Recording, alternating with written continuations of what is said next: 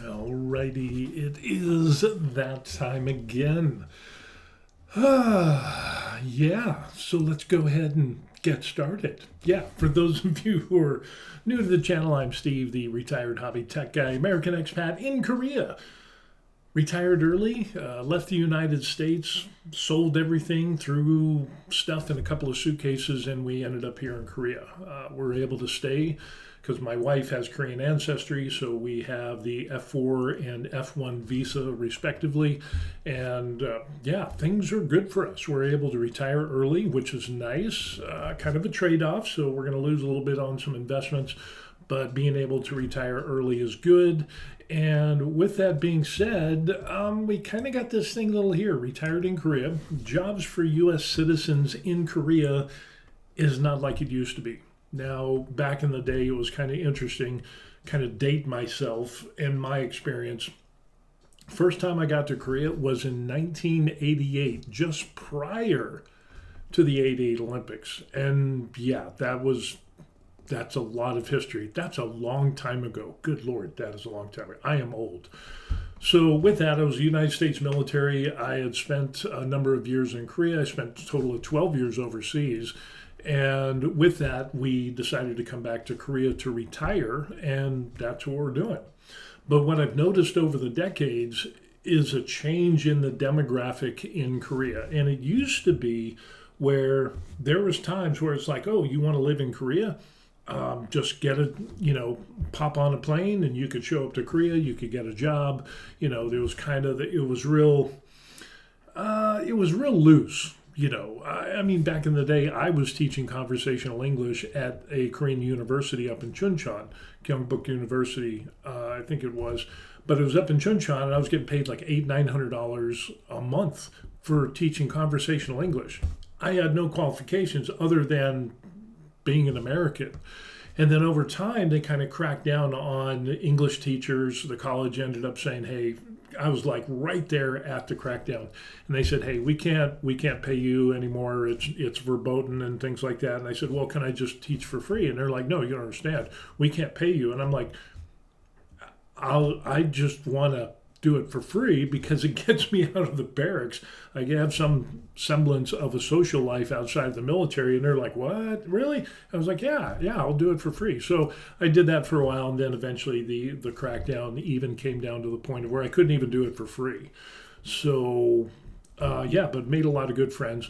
And then over the years of being in Korea and seeing the job markets, it used to be really easy for foreigners to come to Korea, kind of like with DOD or AFES or a number of other countries or companies that had contracted and had businesses here in Korea, from the United States.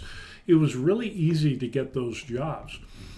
Some people now are looking at jobs, USA jobs or, Glassdoor, LinkedIn, things like that, some other job online services. And the amount of those jobs have paled considerably to what it used to be. The ease at which you could get a job in Korea was like, get on a plane, show up, and you want a job? Here's a job. Oh, you need SOFA status because, you're going to work for a company that's working for the United States military. Here, we'll do that for you. But nowadays, that's not really a thing. And especially in light of the downturn of the government shutdown and what we're facing, the DOD hiring freeze that was before that, and now add in the failing Korean economy, it's really, really rough to get jobs. CBGB says, I remember those easy days. Yes, easy days used to be had here in Korea. And the jobs have shrunk more and more and more. And recently, I was in a discussion or part of a discussion where an American citizen was looking to get a job in Korea, couldn't find anything on USA Jobs or other sites that he was looking. So he's kind of like, hey, trying to find a job, help me out. And it's like really to the point now where it's like, good luck with that. Unless you have a specialized background that is in high demand here in Korea, working for a Korean employer, you better have some mad skills in some specialized sector of business, technology, and things like that. They're hiring for those things. And I think it's like an E7 visa, which processing time takes 1, 2, maybe 3 months to get that approved. And so there's that. But you have to have mad skills. You have to have mad qualifications. You have to get sponsored by a Korean company. And unfortunately, with the economic downturn, a lot of the jobs that used to be offered to American citizens are being pulled back because those jobs are now being given to locals, to Korean nationals. So there's kind of this pullback on that. Ferthus, hey, good morning. Good morning, sir. We're talking about jobs here in Korea and how it used to be easy, and now it's not so easy. And it's a weird thing that's going on, because especially with the Korean downturn in the economy, we're seeing exchange rate getting above 1,400 won to the dollar. Matter of fact, I just checked it prior to this video. I got an alert. It said it's 14.29, almost 14.30. Now, to put that kind of into perspective, when the IMF came to Korea and bailed Korea out because of the situation back in, I think it was 1997, the exchange rate was about 1,500 won to the dollar. My wife was telling me on the Korean news that a lot of Korean economists are expecting to hit that 1,500 mark and maybe even more. This isn't good. I mean, it's good for us because I get paid in American dollars and we can exchange that for Korean won. So we're making money in the bad economy. Not so much for Koreans. And again, the cost of living is not going up as much as some expenses are. And so there's this pullback of Korean companies and who they're hiring. So it's a very interesting thing. And USA Jobs has limited amount of jobs. And again, that was prior to the government shutdown. You know, we're talking about the DoD hiring freeze and things like that. But there used to be, you could get a job at AFES on kind of like the PX and the commissary. You can get jobs like that. And there still are some jobs. But a lot of the jobs that you could get hired for while you're in the United States, and they would sponsor you with the Status of Forces Agreement visa, they're pulling back, and even American companies that are contracted with the U.S. military, they're not doing that anymore. They're looking for people that are in country that have SOFA status. So you have to have the qualifications and you have to have SOFA status. So there's this big pullback on this. Ferthus says, yeah, I was going to ask you, how's that whole deporting these Korean workers in the most disrespectful way possible being perceived over there? It's not the most disrespectful. I can think of a hell of a lot more disrespect than what the Koreans went through. But that whole situation, I totally agree with you on that. It was totally uncalled for, and the previous administration, it was just, and even the administration before that and the administration before that, the visa system for Korean workers in the United States has been woefully neglected for so long. You know, when Korea has very minimal amount of visas for Koreans to come over here in the United States and work, compared to Mexico, compared to China, compared to a number of other countries, it's just not fair and equitable. There should be, and again, not saying that you should have a certain number for every single country. It should be based on merit, in my opinion. So, but that whole thing. And here's the interesting thing. The other part of the question that Ferthus asked was, how is that being perceived over there? Korea, the older Koreans are still really loyal to the United States and to the current administration, of course, the last administration. But then again, not so much the last administration, because there was some funny stuff going on. And that was kind of... so it's got these ebbs and flows when it comes to Korea. But for the most part, the majority of Koreans that I would say are 30 years old and older are more supportive of the U.S. than what we see of American citizens in the U.S. as a whole. So the old saying, the people that hate America the most are Americans. And some of that is true, especially in the younger generation.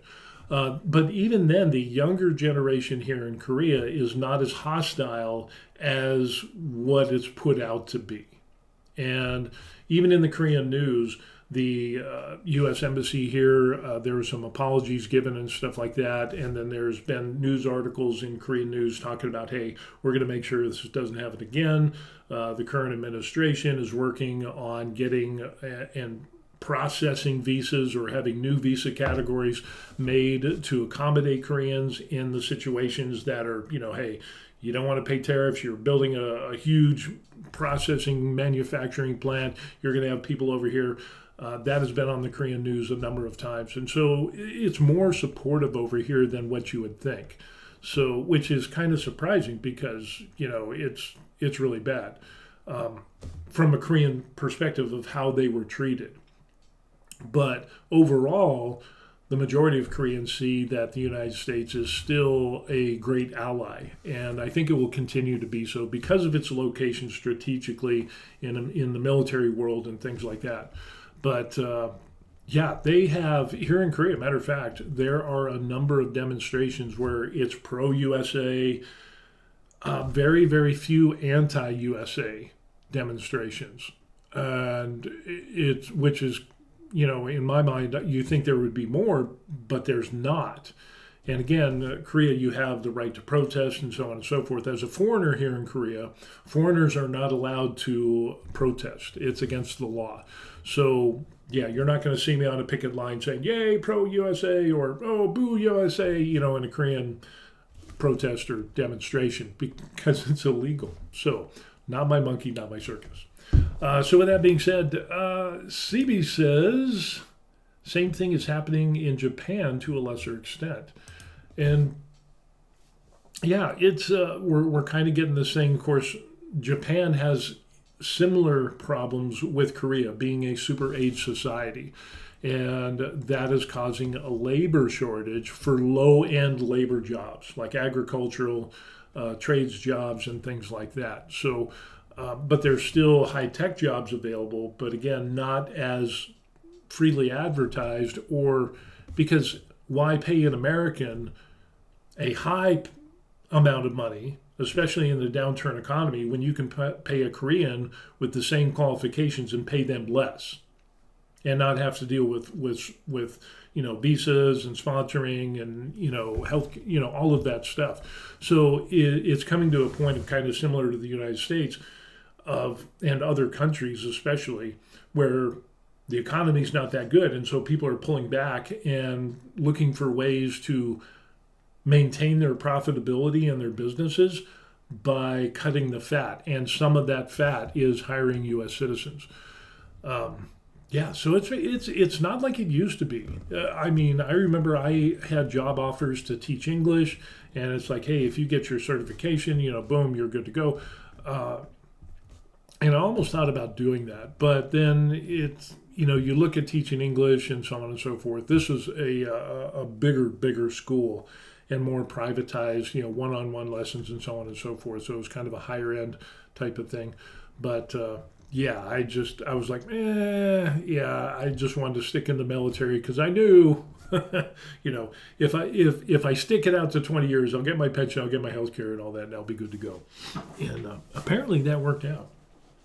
But a lot of people are looking for jobs. And like I said, there's this pullback, not only with the U.S. government and the DOD hiring freeze, which unfortunately is affecting a lot of things, including the hospital on post, nurses, doctors, specialists, things like that.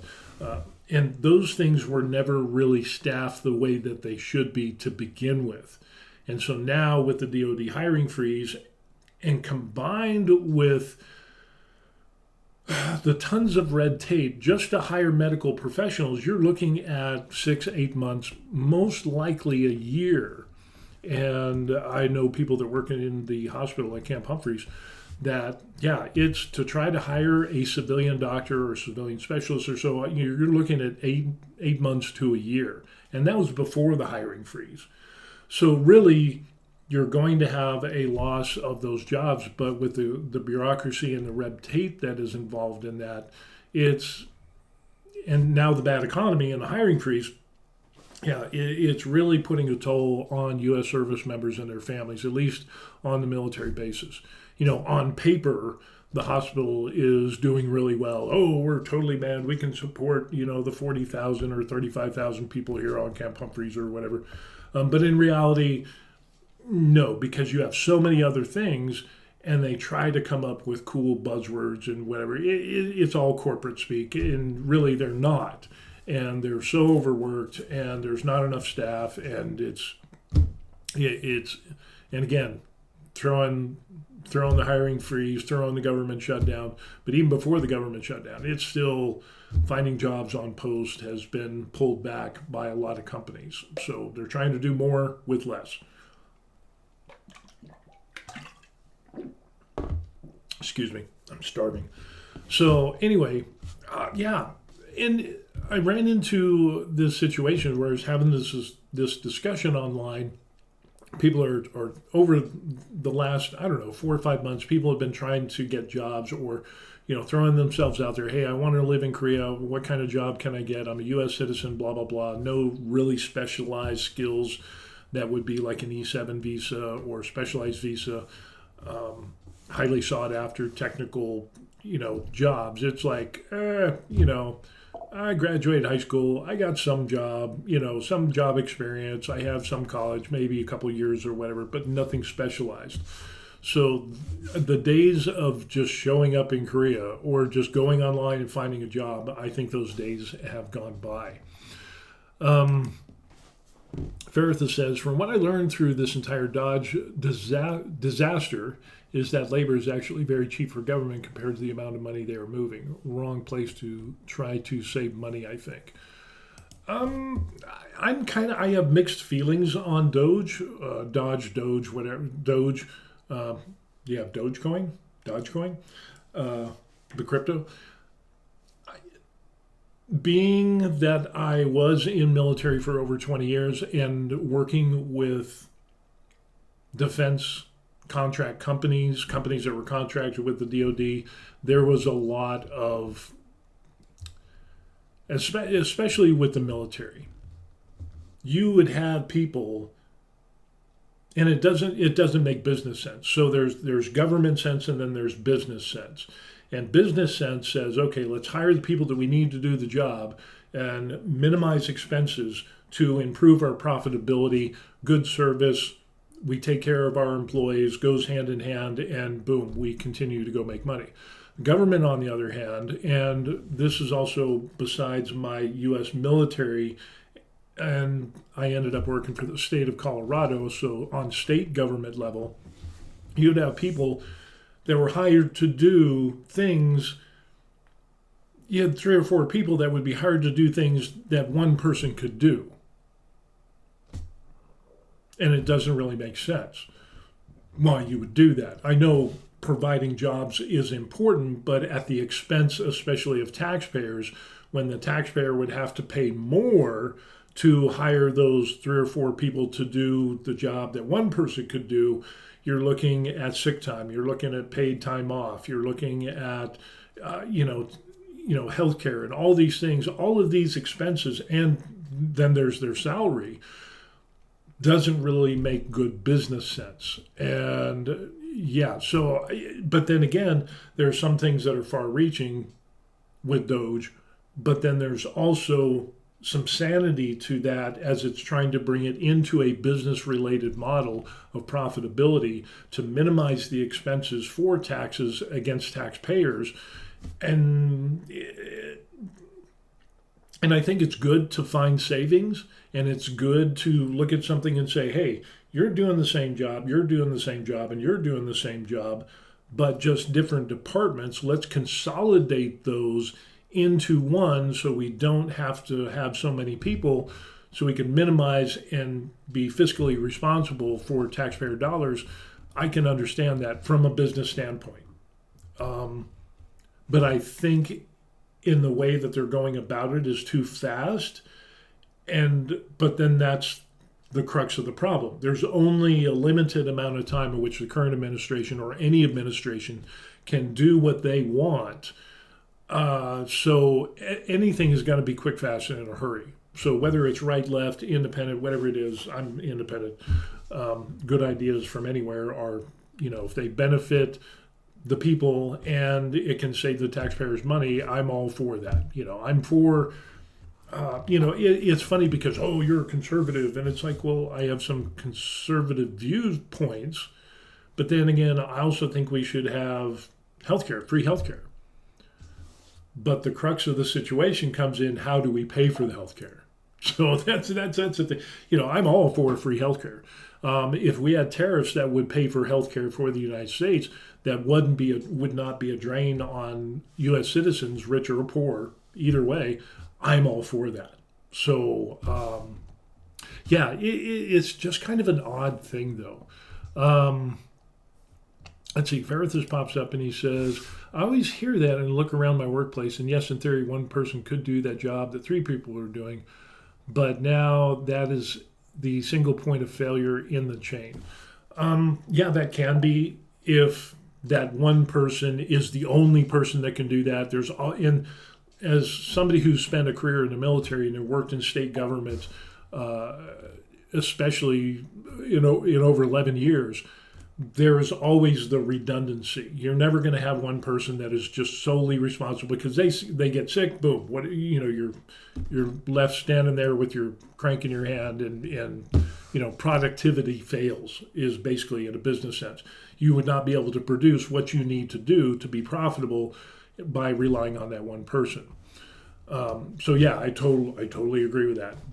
Rarely do you see that, but I think I think my explanation of 3 people that do a job and give it to one person, you would obviously have, I think I misspoke. I should have said, if you have a section that is doing this job and a section that is doing this job and a section that is doing the exact same job, instead of having 3 sections to do that, you could have one.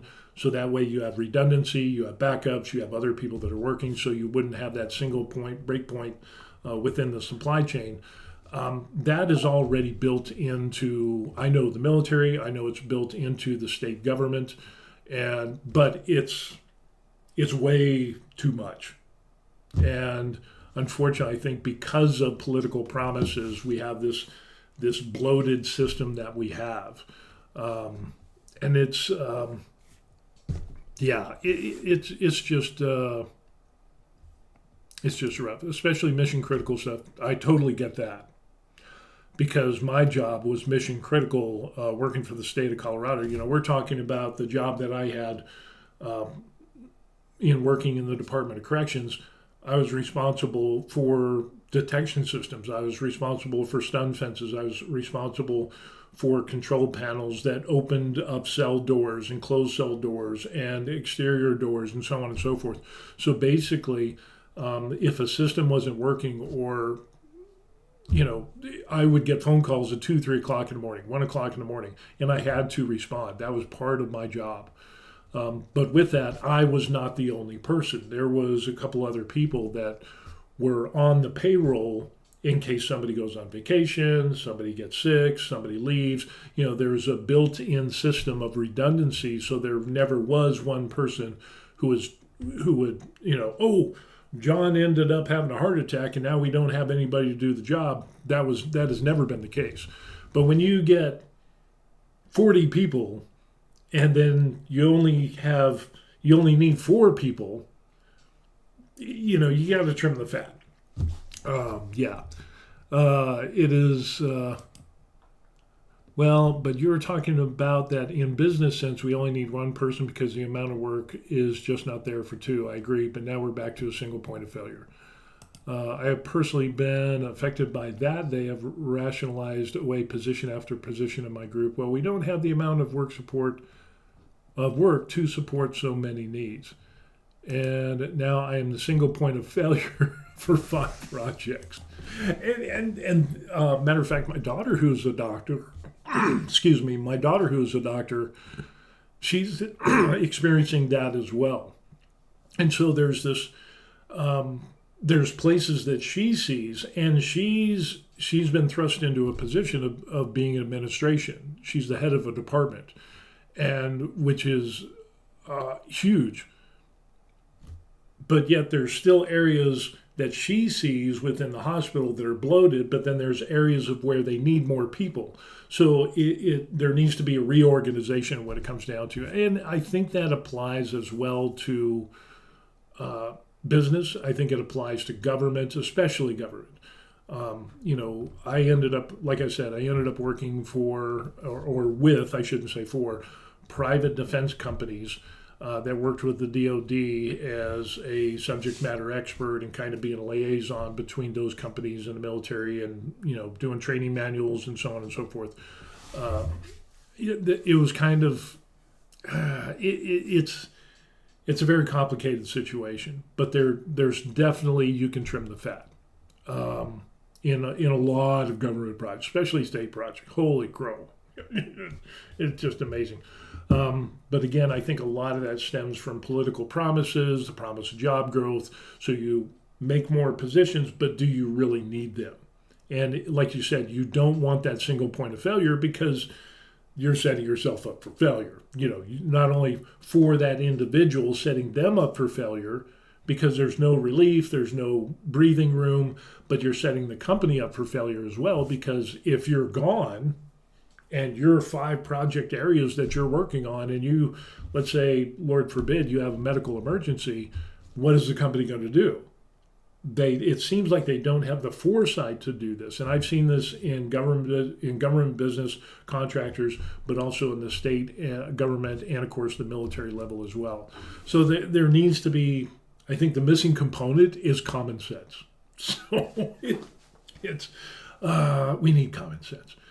But getting back to the jobs in Korea, or even jobs overseas, there used to be a lot of jobs for foreigners where basically just based on the fact that you were a U.S. citizen, you could show up and you could get a job. But with the economic downturn and so on and so forth, that's not what it is today. It's not like it used to be.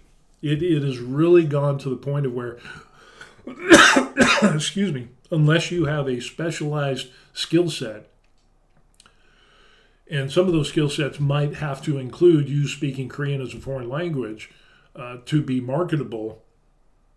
It's like, we'll hire a U.S. citizen, and even though they don't know Korean, we could still kind of work around that. They can learn or whatever. That used to be a thing. But now companies are trimming the fat here in Korea. They're getting lean and mean. And even then, the economic downturn here in Korea, job growth has slowed down. Unemployment for the younger generation is not doing well.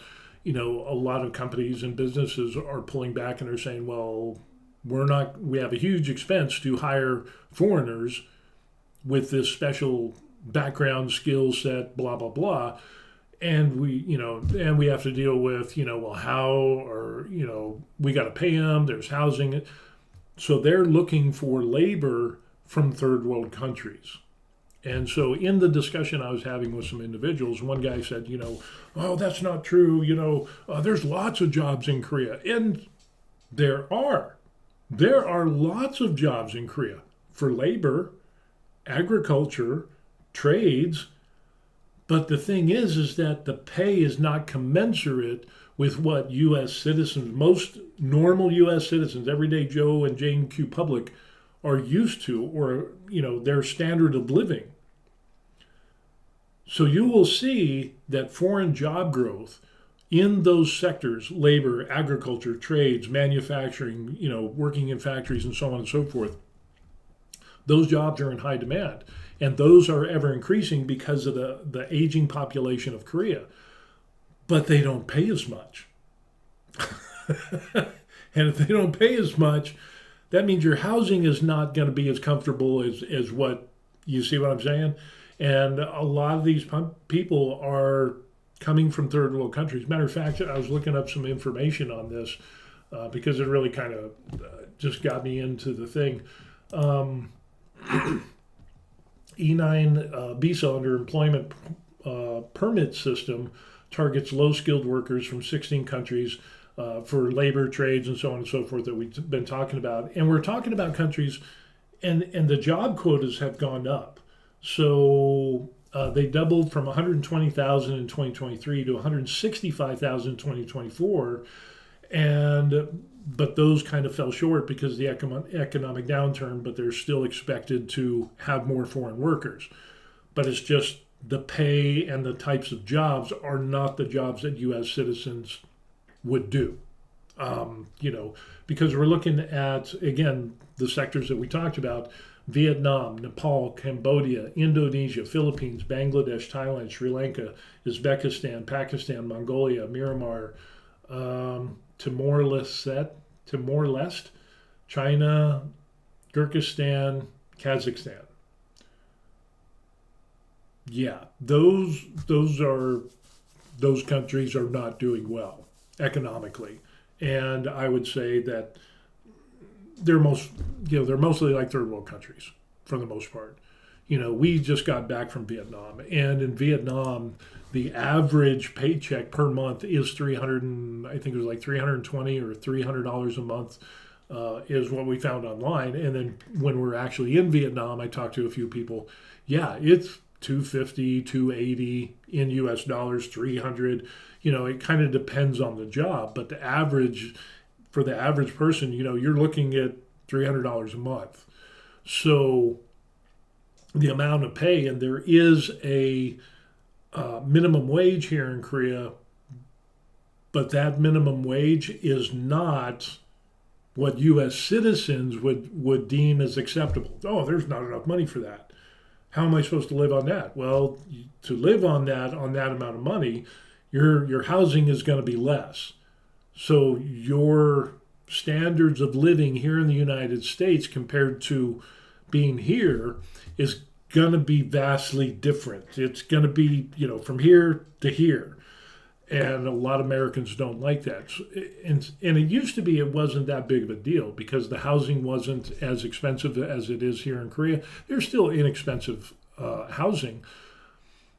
But I think a lot of Americans are like, well, unless I got like a 3-bedroom, 2-bath, I don't want to show up if I can't pay for that.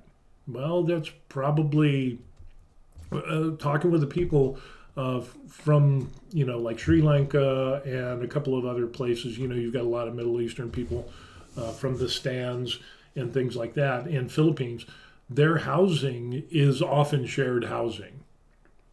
So for them, this is a good deal.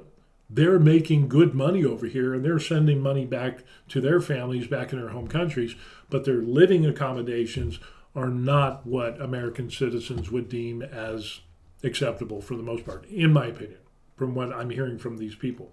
So, yeah, it's so while, yes, it's true, there's a lot of jobs being offered in Korea. They're not the type of jobs that the average American would want to do. There's still the big thing with teaching English. There's still jobs like that, and then there are jobs for Korean companies, but then the work culture in Korea is vastly different than the work culture in the United States. My wife's family, there's Korean family members, born and raised in Korea, live their whole lives here. We have a couple of people that work in own restaurants and so on and so forth. They work 6 days a week, and you're working 12 hours a day, easy.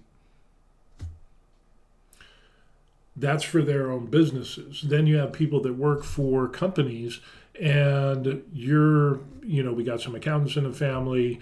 We've got people that are into computer and some other more techie stuff, but still you're working 5-6 days a week, and you're working some long hours. And even then, the work culture is if the boss doesn't go home, you don't go home. And when you're trimming the fat, need to do more with less, that's going to pile more responsibility, kind of like what Ferithus was saying, now you're being dumped on with all this stuff. That's what's happening here in Korea. So, and even then, the pay isn't keeping up with the cost of living and inflation and the downturn in the economy and so on and so forth. So a lot of companies are pulling back, and that's why the younger generation is having problems finding jobs here in Korea.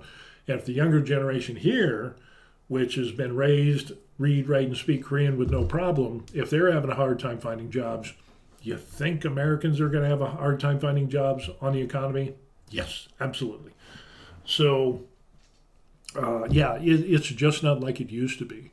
And that's kind of the interesting situation that is here, is that we're not really in that because we're retired. We retired early, so we have our income and so on and so forth, and we're kind of insulated from that. But when people are still working and not retired, yeah, things are a lot harder here in Korea than they used to be.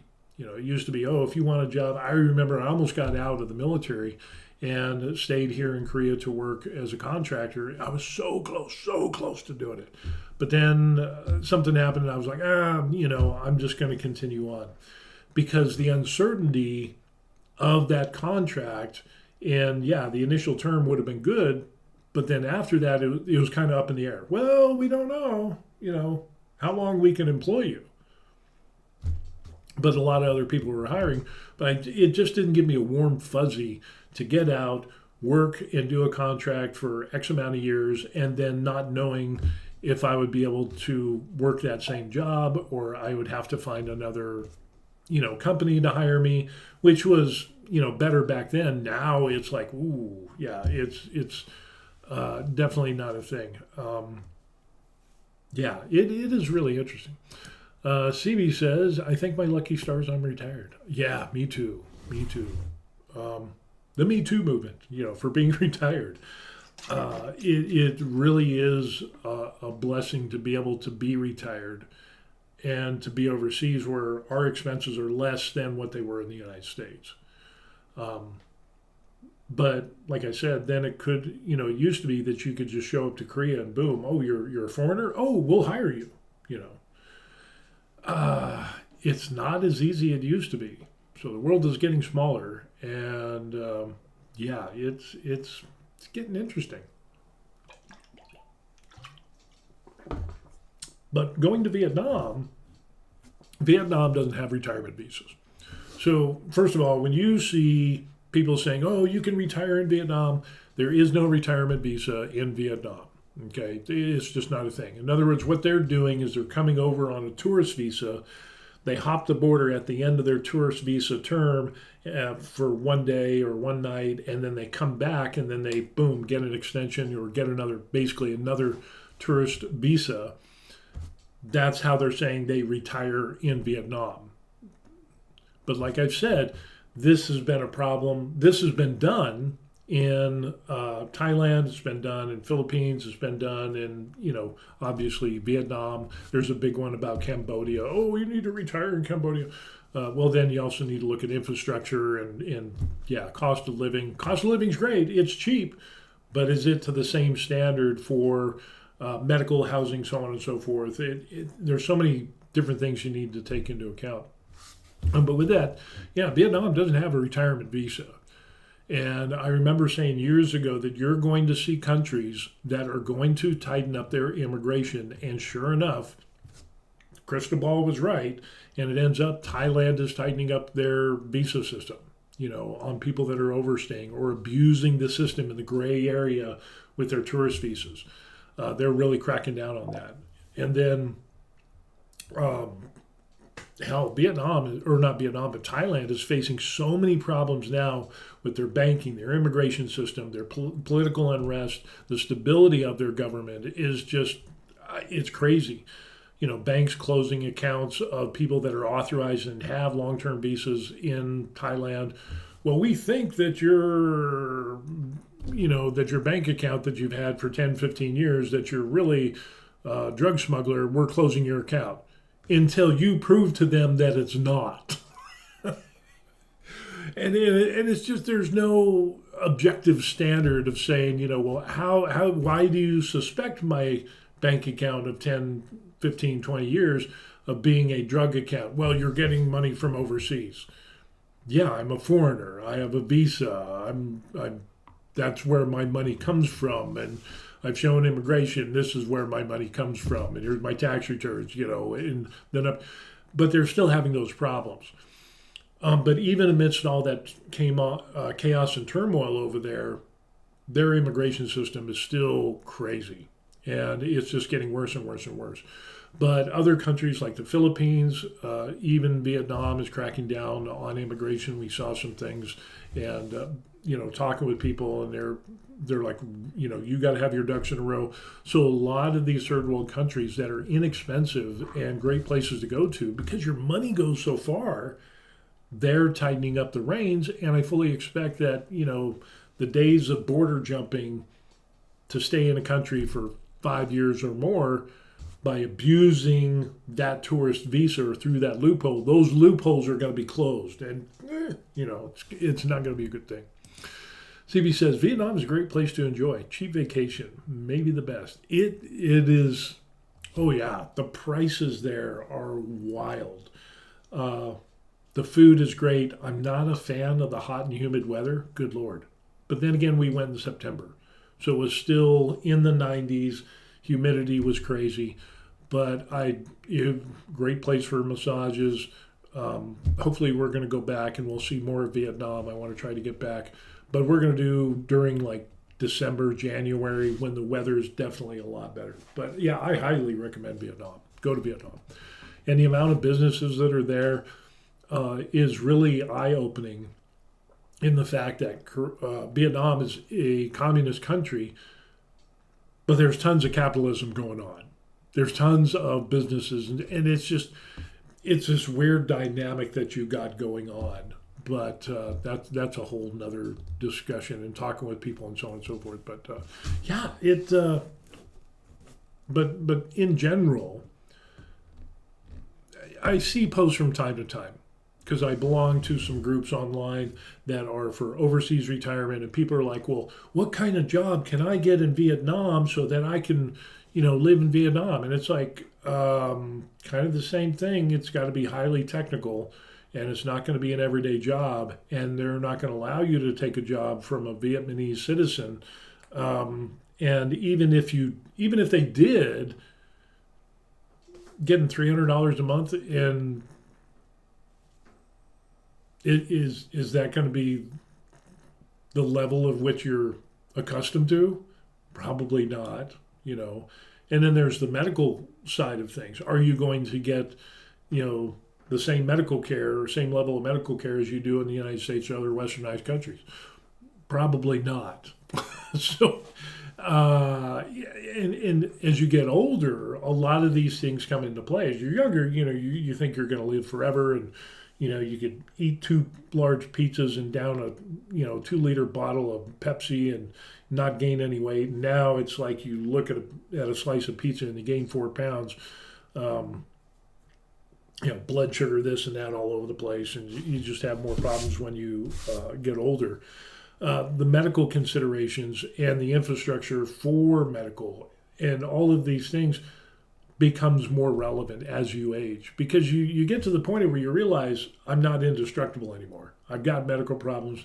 I'm going to need to see doctors more and more as I get older. Lord forbid you have a stroke or heart attack or something that makes you all, what is the ongoing care? What is assisted living care? How, medications and so on and so forth. Does the health insurance that you have cover for those things?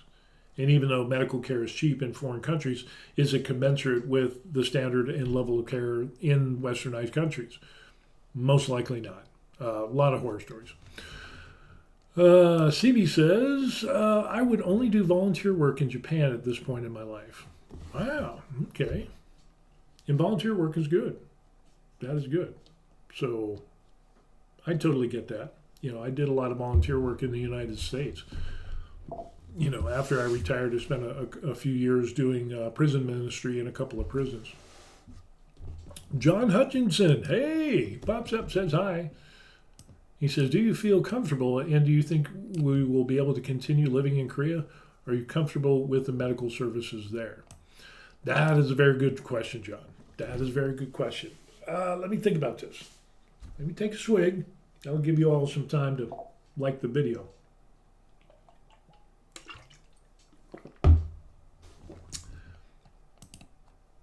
Let's see. Do I think I'll be able to continue living in Korea? Yes. Due to the fact that the expenses are lower than what we're paying, about half of what we were paying in the United States. Granted, we don't live in Seoul. Granted, we don't live in areas where housing is stupidly expensive.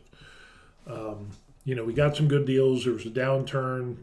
Real estate had gone down. We found a motivated seller, and we were able to get a good deal.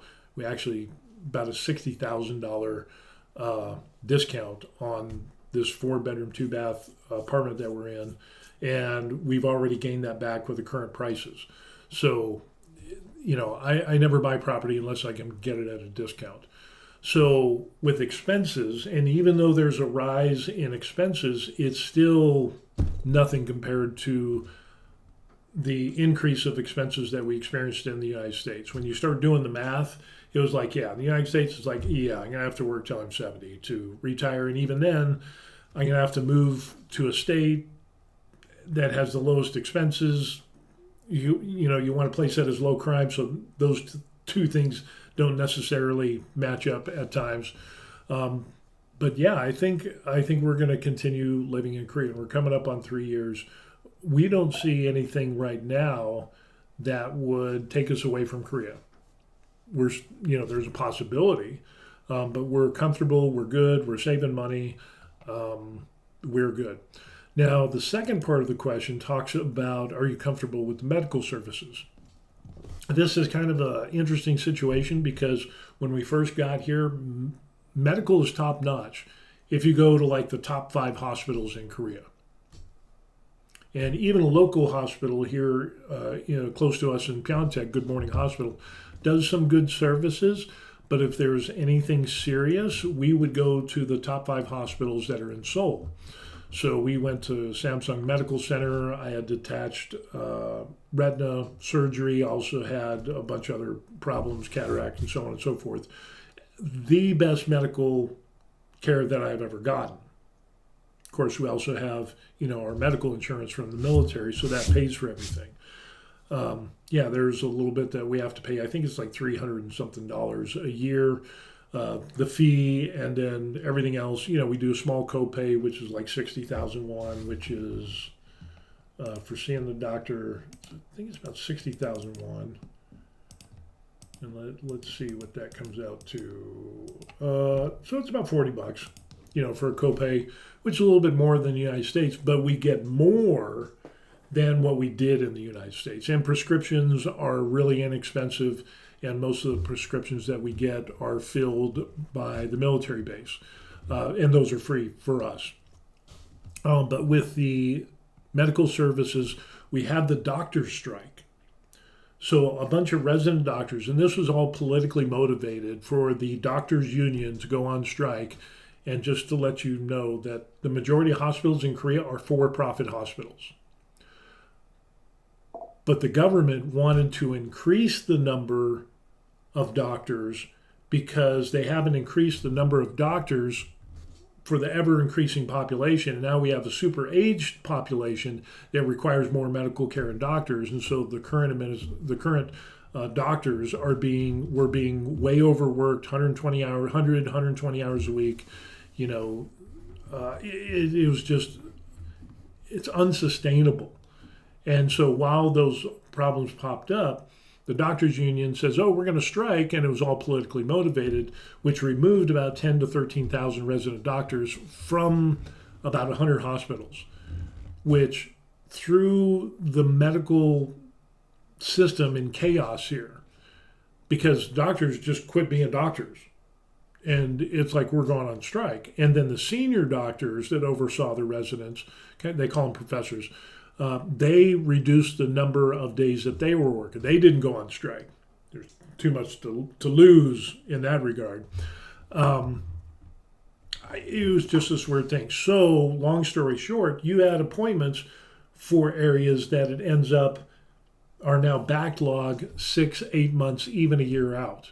And then there's numerous reports of where people weren't able to get into hospitals who had heart attacks or needed surgery, needed chemotherapy, so on and so forth. Those people were being denied entry. And hell, there's even a number of emergency rooms that were closed on certain days of the week because they didn't have enough doctors, which backlogged all the other hospitals besides the ones, that had resident doctors in. So, yeah, medical care was still good, but it pushed back the appointments about 6, 8 months, sometimes even a year. And there's people that we know that didn't get surgery, and we're talking like cancer surgery. Surgeries were postponed because, we have the doctor strike. And I guess screw the Hippocratic Oath, it just boggles my mind that this was even a thing. But even then, the most recent thing, the strike is over. The head of the Korean Doctors Union ended up saying, "Oh, my bad, I didn't know it would be like this." And he retired. What are the odds? It was all political. It was a political pawn move game, and because they didn't like the last administration, and it was ugly. But now, because that was over a year, now there's this gap of medical school, and it's going to take about 3 years to catch back up to the pre-strike doctor levels. So we're still a couple steps behind. We're not as far behind as we used to be here in Korea for medical. It's still great quality care, but there's still a backlog. It's just not as bad now. And there hasn't been a huge influx of doctors coming back to work, the resident doctors, as much as they wanted. So, which I don't understand. If you go through school, you get your degrees, you go to medical school, that is your dream to be a doctor for whatever reason, maybe it's just money, prestige, a combination of both, money. And now you don't want to be a doctor. I don't get it. I really don't get it. But it's really put a strain on healthcare. Good thing is we're in pretty much good health. Knock on wood. We'll continue that. That's what we're going for. But the healthcare system, like what CB is saying, the national healthcare is good in Korea and Japan. It is good. It's about $100 a month if you had to pay for it. We have our own medical insurance through the military. Being retired military. And Sloan Seaman, hey, Sloan says, "I had surgery here as well. Great service and very inexpensive." That is true. That is true. When I got surgery, I had to stay the night, and the quality of care and the quality of the room. Again, I went to Samsung Medical Center, which is one of the top 5 medical centers in Korea, in Seoul. Way less expensive than compared to the United States, and it was better quality, better care, better services, room, facilities, the whole 9 yards. But those are those top 5 hospitals. So, John Hutchins asks, "How are you getting your meds if it takes months to see a doctor?" I should have clarified that. When I'm talking about how it's pushing back appointments for months at a time, we're talking about procedures. Those are being pushed back 6 to 8 months.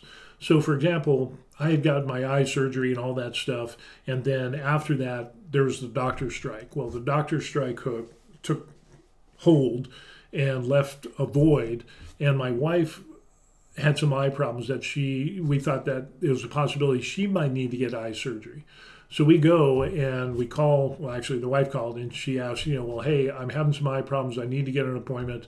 The appointment for her to see the ophthalmologist to get checked out by the same surgeon that did mine was like 2 months. So it was pushed out 2 months. Well, it was almost 2.5 months, just over 2 months. And so that was pushed out, which normally we could get that in, a week, 2 weeks. But then as far as surgeries, they was so backlogged that you're looking at a 6 to 8 month window of being pushed back until you could get those surgeries. And that's with the doctor who stayed. But there was a number of doctors that left because of the strike, the resident doctors. So everything, the onus fell on him to do all these things. So it's physically impossible to do that many. So that's why there was the backlog. So when it gets to the point of your question saying, well, what about my medications? I've been able to get my medications and get the meds that I need. That hasn't been a problem.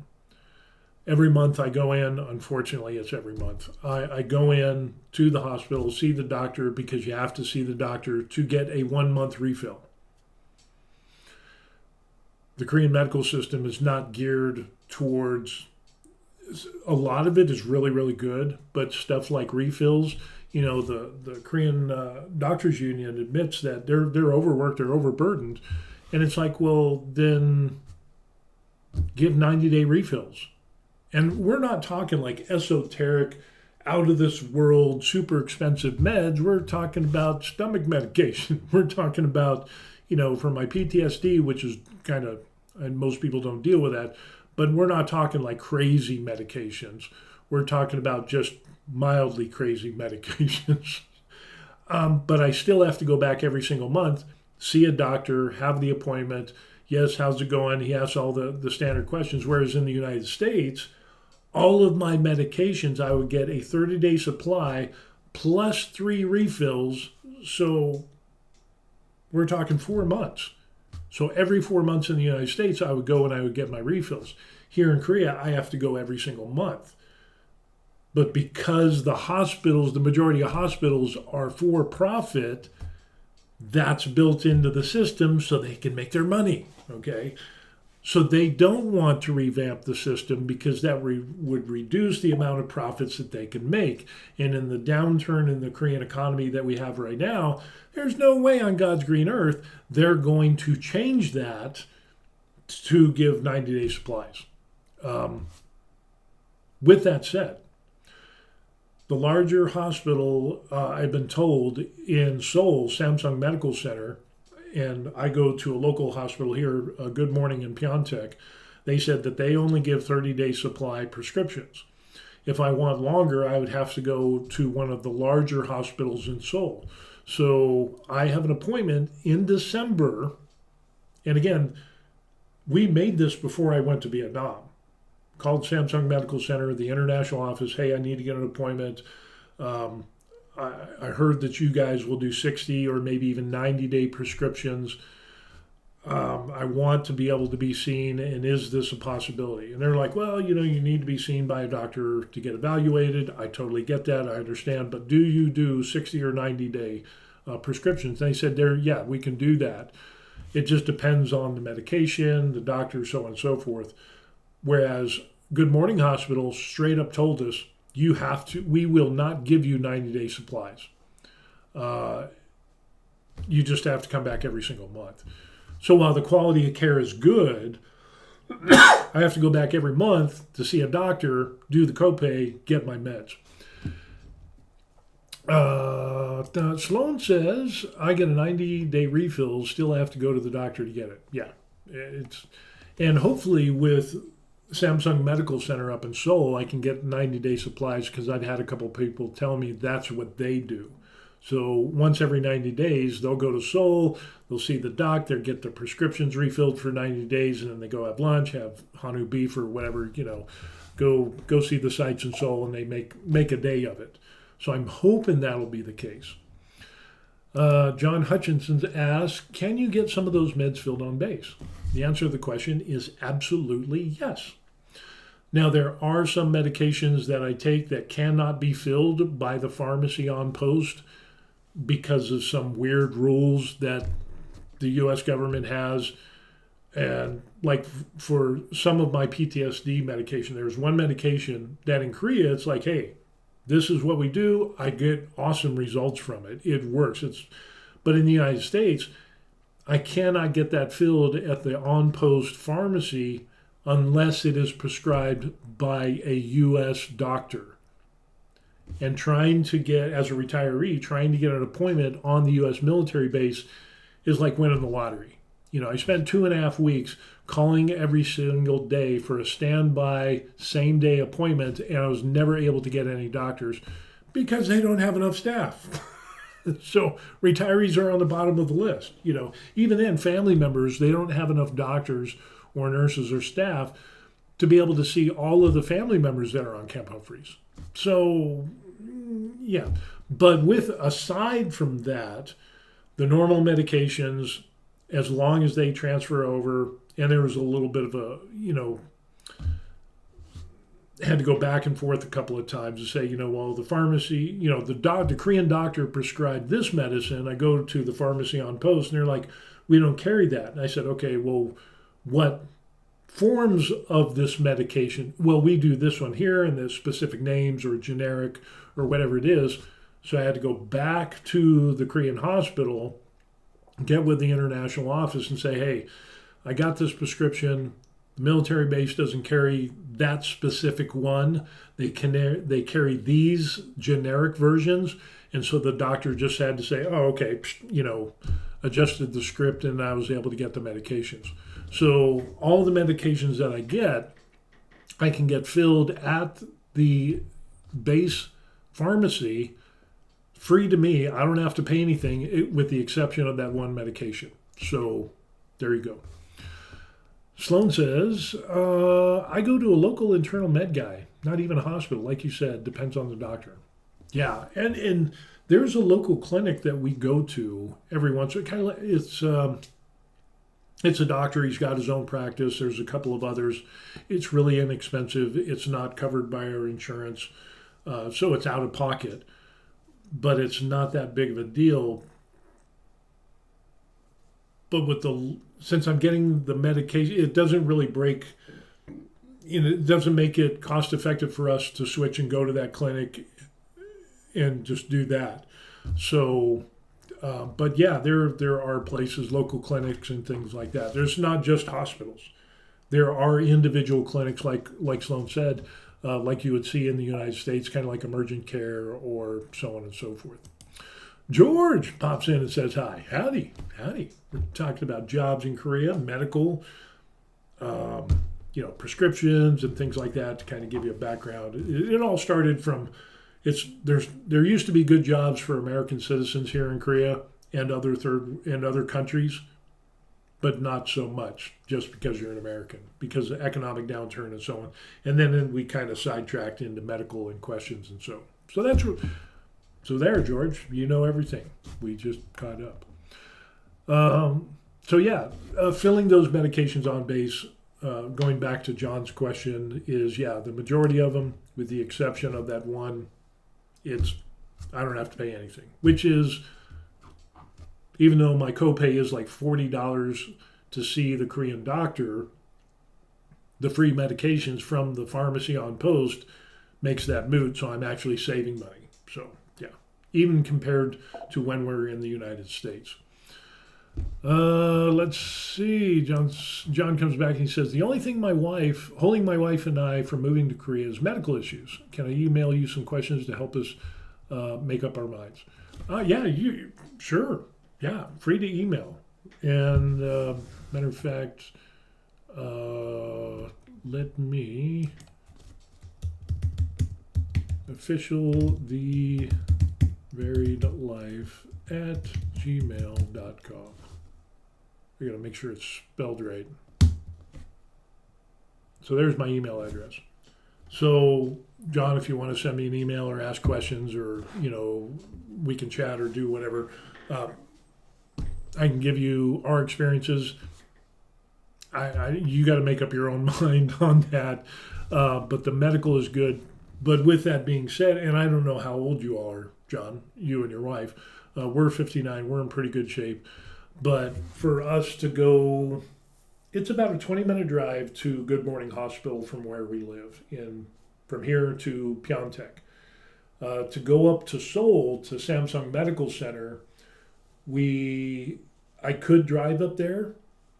Parking's a bear.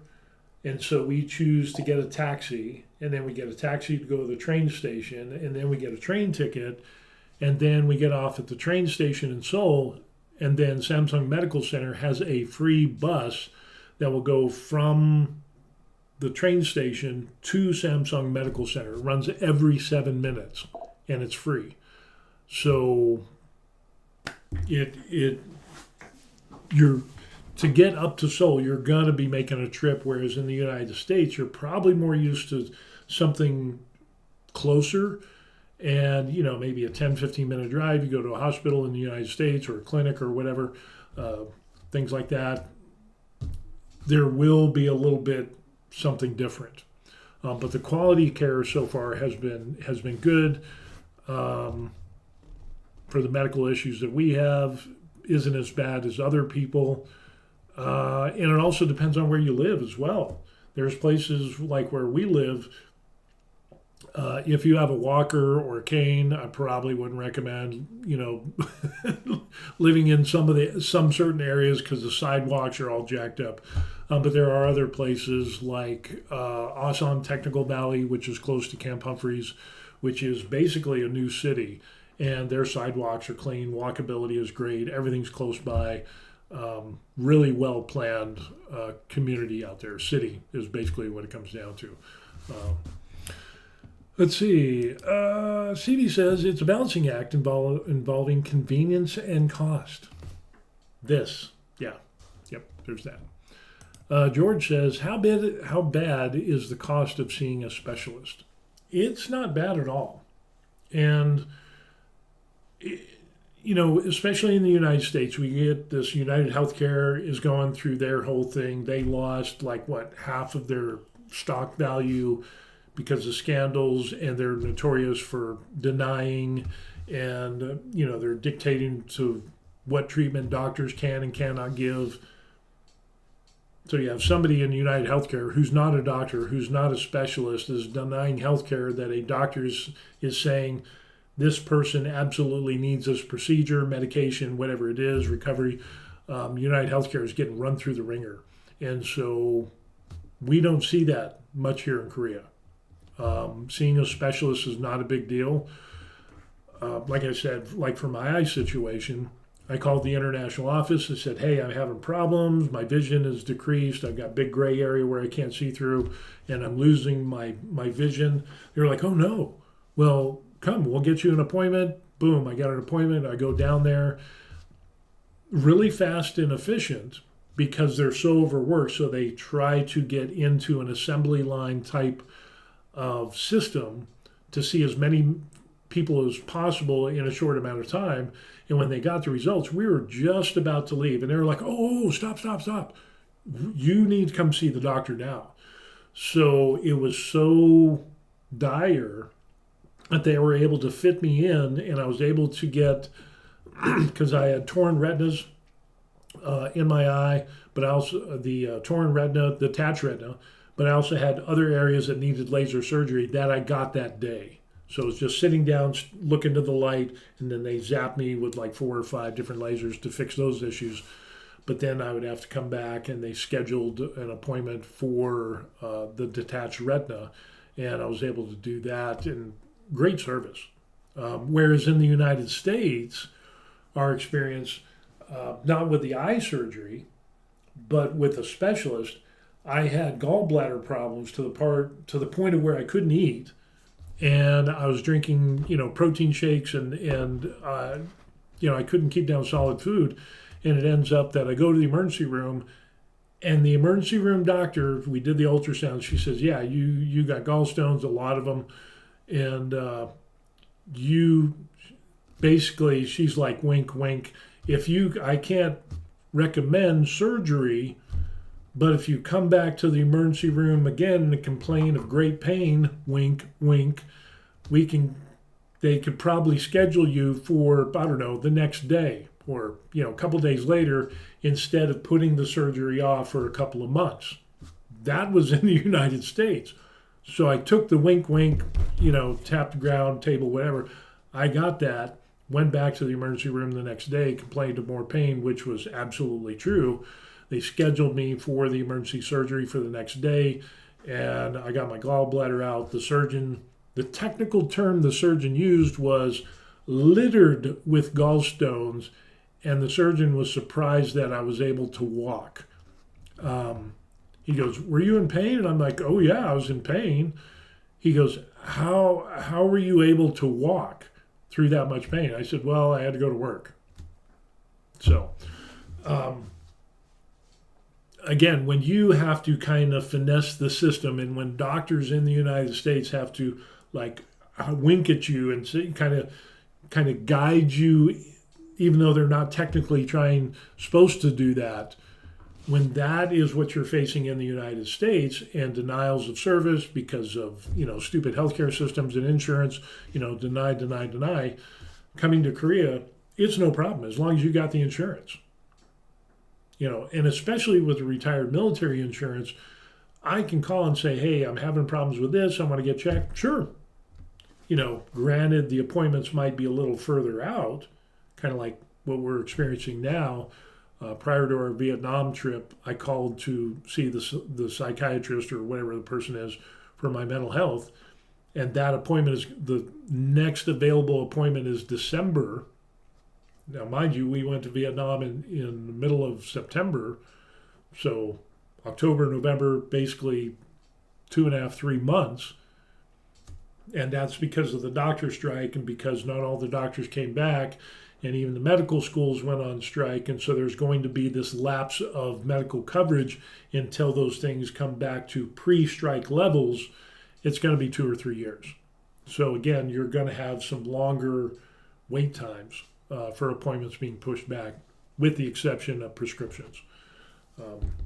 So yeah, it is. And as far as cost of seeing a specialist, it's cheaper here in Korea than it is in the United States.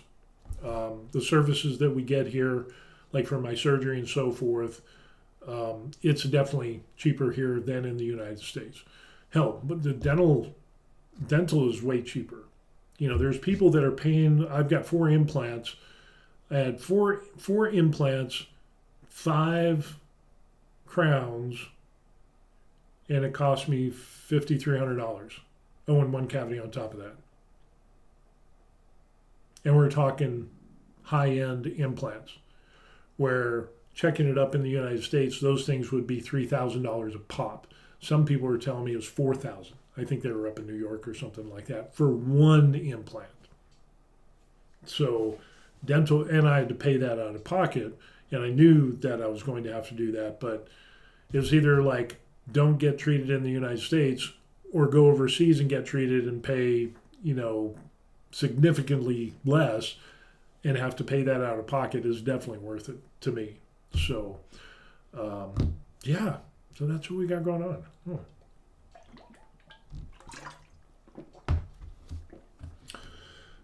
Going back to John Hutchins' question of thinking, where he was asking or presenting, saying the only thing holding my wife and I from coming to Korea is medical issues. And again, yeah, just look in the comments. You can find my email. Housing, no matter where you go, housing is going to be your largest expense. And, Sloan says, Seattle was $5,000 an implant.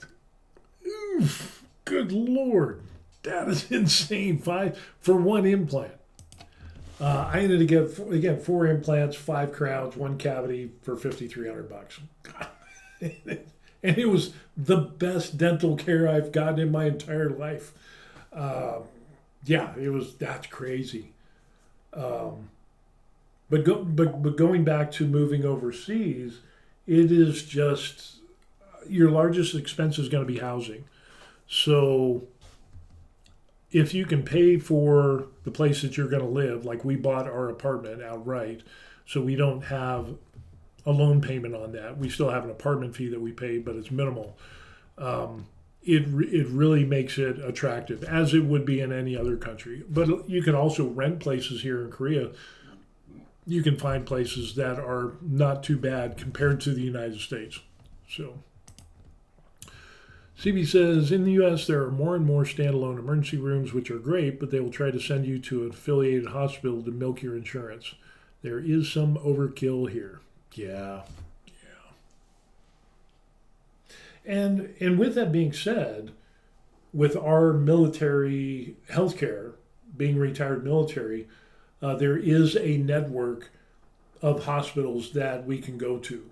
Now, we could also go to some out-of-network hospitals, but it would have to be like for emergency services or in the case of an emergency or whatever. But if we went to one of those other hospitals, we could we'd have to pay up front all of that, and then we could file and try to get reimbursed for that later on. That's a thing as well. But yeah, it's a lot. I think it's a lot better in my and the wife's opinion is that we get better medical care here than what we did in the United States. Because of what is going on with insurance companies and so on and so forth.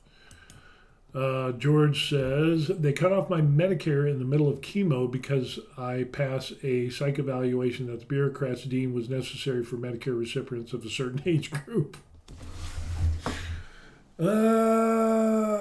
Yeah, crazy government. Let the doctors be doctors and let the doctors,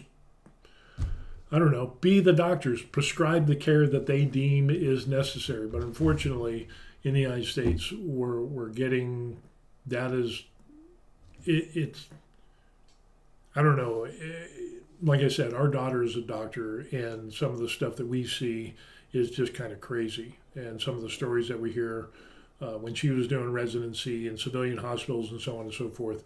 And then the insurance companies are a pain in the butt because now it's like, oh, we can charge you a processing fee for this, and nobody's going to tell us no, that we can't do that, on top of the ever-increasing fees and the amount of denied claims and so on and so forth. And it's just, ugh. And things like that. You're in the middle of chemo. That there should be no reason of why you're cut off, especially with that type of thing. But then again, here in Korea, they did the stupid doctor strike, and they put tens of thousands of people, millions of people at risk, putting off care. There's people that died because they couldn't get cancer surgery.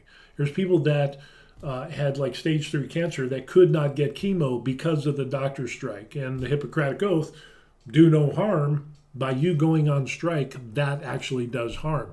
And you're just kind of following the lead of the Korean Medical Association because of some warped political ideology instead of taking care of patients. Because you don't like one side versus the other in their political views. So you're basically blackmailing and putting people's lives at risk because you don't agree with somebody in their politics. Congratulations, you dishonored the Hippocratic Oath. Yeah, don't get me started. Don't get me started. That's why when I see things like, people that will do these drives, charities or churches or organizations or even individuals, wealthy individuals, that will buy out medical debt and pay that off and free people from the chains of medical debt is just incredible. I think there needs to be an overhaul of our system in the United States, just like there needs to be a little bit of an overhaul of the medical system here in Korea, because it's great in many ways, but then it's overworked and overburdened, and the Korean Medical Association doesn't want more doctors. They agree that they're overworked, but they don't want more doctors. And the reason that they don't want more doctors, quote, from a spokesman from the Korean Medical Association, was that there's only so much prestige, and if we hire more doctors, that will lower the prestige of the current doctors.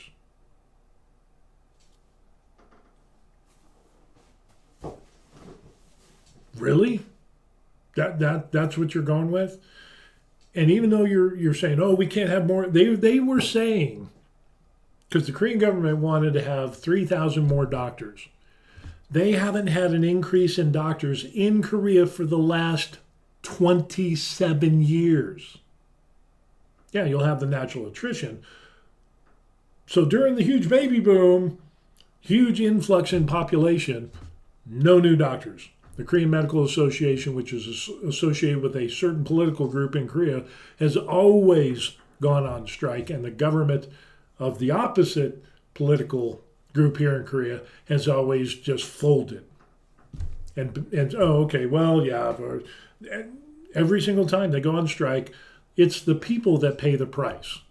They're the ones that are hurt. They're the ones that end up dying. They're the ones that can't get treatment. They're the ones that, what is everyday people, how do they get treated? And they don't. They have no recourse. So it's hurting the Korean people at the core. So, yeah, CB says, that is no reason at all. Prestige. I know, right? And the thing is, the majority of the hospitals are for-profit hospitals, and the for-profit hospitals, they're losing. There was one hospital saying that they were losing like almost $400,000 a day during the strike. They didn't issue an ultimatum and say, "Hey, doctors, you need to get back in here, or we're going to fire you."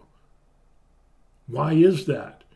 Because they belong to a certain political group that doesn't like the other political group.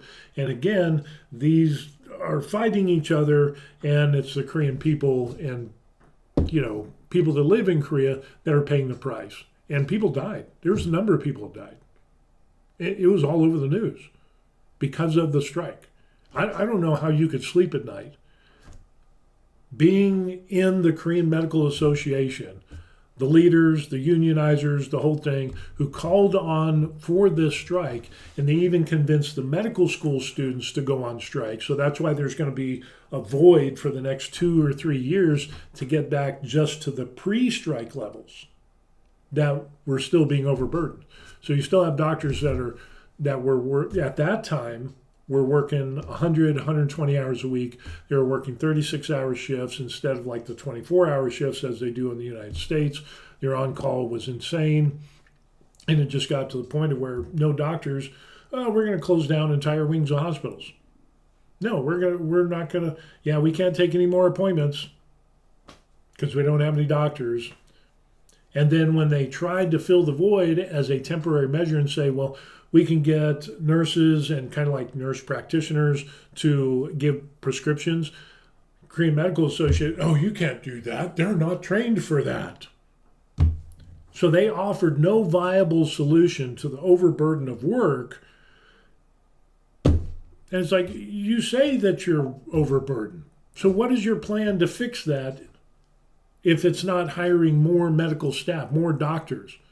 They not once in any of their statements or articles or the TV interviews have they ever come up with any type of solution. They just bitch and complain. Y'all are making me angry now. Shame on you. Shame on you. George says, I come from a family with a lot of nurses, and I learned 2 things early. Some doctors think of themselves as God, and nurses are there to keep doctors from killing you. Yes. And then there's also the nurses who think that they're God too. You got to remember those. There's those.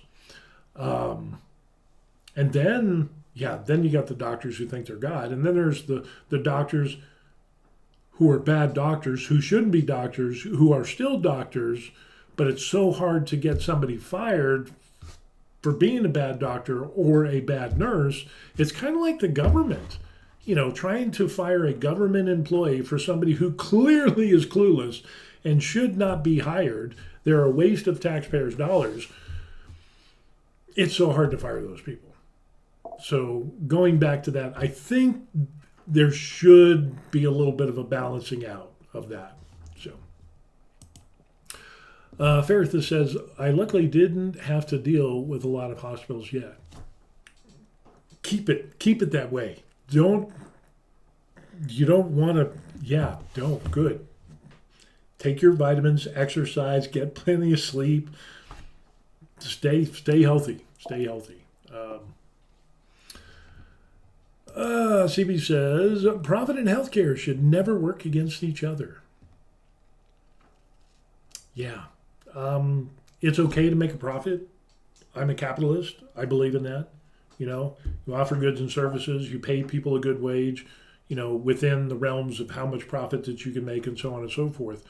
But yeah, the healthcare and the welfare of people should never be a point that you can use to weaponize that against some political party or organization or hell, even if it's like a healthcare or insurance company, of using that to deny care for people because you're trying to make a profit off of it.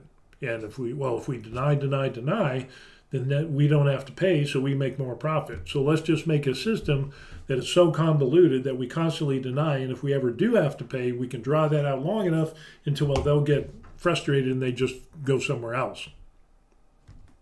Even if they go to another insurance company, we still made our money. Yeah, I just totally, you're making me mad.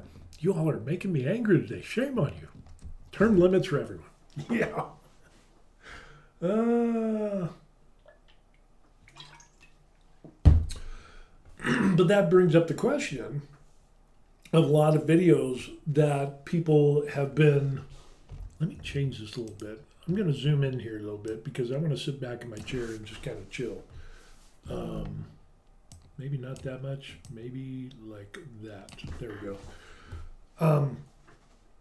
You see a lot of people talking about overseas retirement. I have done that a lot. Considering my experience, we've been paying half of what we have normally paid in the United States. I'm all for overseas retirement if you can make some compromises. You can definitely save some money, but then there's a lot of people that will say, oh, you need to retire to Vietnam or Cambodia or whatever, and all these places that don't have retirement visas. And they also don't, a lot of these people are people that are, how do I put this? They go on vacation to a country that does not have retirement visas, and they say they book an Airbnb or they rent a place for a month and they stay there for a month, and then they say, oh, well, this is how much food is, and this is how much transportation is, this is how much cell phone service is. You should retire here in X country, like say for example Vietnam. You can't retire because they don't have a retirement visa. So I find that disingenuous to begin with. If you want to say, hey, go to Vietnam on a tourist visa and take advantage of their lax immigration by using this loophole to go over to another country for a day and then come back for another 90 days, I would rather you do that and then say, well, look, housing's cheap, this is this much, this is cell phone service, this is how much you're going to pay, your utilities are this and this. I'm totally fine with that. But I really don't like it when people say, oh, you can retire to all these different countries. And look, we made videos in how inexpensive it is, but none of those countries have retirement visas. Yeah, it's about clicks and views. And that, because you're not telling the real story. And unfortunately, people have taken that for so many years. And now, going back to when I made that crystal ball prediction that countries would start tightening up their immigration based on the number of things that I've seen, and they did. Now people are complaining, oh, well, now I can't live here and I have to move and blah, blah, blah, blah, blah. And it's like, well, they don't have a retirement visa. What did you expect? And then you have people that went to places where the immigration laws have changed, and they're like, oh, this is messed up. Why does this happen? Well, because governments change and political parties change. And just even within the same political party, immigration changes. Economies change. The relationships between countries change. So, and maybe there's more accountability. Maybe there's countries that are like tired of losing money, and so they're trying to tighten the purse strings and trim the fat. And so they're getting to a place where they're like, you know what? Hey, we're going to raise the income level on our visas over here. And people are mad about that because they can't skirt the system. And it's like, well, what did you think? I'm amazed. I've had people contact me, and it's like they're stuck in this, well, I'm an American citizen, so in my money, I should be able to stay wherever I want as long as I want. Be damned with, foreign countries' rules, regulations, or even the laws. I'm an American citizen. How dare they? What do you mean? How dare they? They fined you. They gave you tickets because you broke their laws or their ordinances. Just because you're a U.S. citizen doesn't give you a free pass. So I don't understand the indignation of these people. That just blows my mind. So I really don't get that. But the days of kind of piggybacking on the title of this, days of coming to Korea and getting a job, it's easy to find a job in Korea is not like it used to be. And even with immigration, it's not like it used to be in pretty much all countries. You have countries that have retirement visas, but you have a lot of countries that have raised the income level for those visas because the lower income provides a lot of problems. And, rising crime, you raise the income level, you're not going to get as much crime, kind of like with rental properties. There is that corresponding metric that is there, and they're finding that out. And countries, as we're in this economic downturn, these countries are finding out, hey, how can we make money? How can we get rid of undesirables? How can we lower crime? And how can we make more money? Let's raise the income levels. Let's get rid of some of the riffraff that is coming to our countries because it's so inexpensive. And yeah, there's a corresponding metric to that. And, people are surprised that these things, loopholes are being closed and so on and so forth. Overstaying of visas and all of that is, that's a drain on a country's resources. And then there's the part of, these people that overstay and they get medical care and then they dip and don't pay their bills, that's an expense. That is a huge thing. So now there's a lot of countries where, you can't even get in the Philippines, I think some people were telling me that in the Philippines, you pay up front because they've had problems with people skipping out on their bills. So you got to pay up front and then you get your care. Kind of like what a lot of restaurants are doing because people are dining and dashing and so on and so forth. And so people kind of take in the thing here in Korea. We can go to a Korean restaurant here and you order your food, you pay first. It's not like you order the food. There's still a lot of places that do that, but more and more places are doing that in the United States because of the problems of people that are dining and dashing. And so businesses are saying, you know what? You do your order and you're going to pay up front. So you can't dine and dash. Because we're so lean and mean when it comes to business and the profitability, there's the small margin. So they're going to try to minimize the expenses as much as possible. So there's going to be changes. And it's going to continue to change. And I think countries that don't have retirement visas are going to get retirement visas, but those income levels, they're going to look at these other countries and they're going to see, hey, there's money to be made by the older people who want to retire that can't retire in their home westernized country, but they can over in our place because the dollar goes further. We're going to take advantage of that. But there needs to be that balance of, do we just take anybody and everybody, even some undesirables, or are we going to raise income levels and so we get a good quality expat or retiree? And a lot of these countries are waking up, except for Thailand. Thailand doesn't know what Thailand is doing. Good Lord. They are, I don't know what's going on in Thailand, but their immigration, their visa system, their renewals, their banking for visa holders, their political instability is just insane. There's no, Thailand is honestly one of the places I want to go to. And now to retire, not going to retire there unless there are some major changes. But the problem is, seems like every single week in Thailand, there's some new law, new policy that's changed, and nobody knows what's going on. Left doesn't know what the right hand's doing. And it's just not conducive to a stress-free retirement. So I think Thailand is just going to be, it's just going to be a vacation spot for now. And talking about retirement destinations, Philippines. Holy crow, have you seen the Philippines in the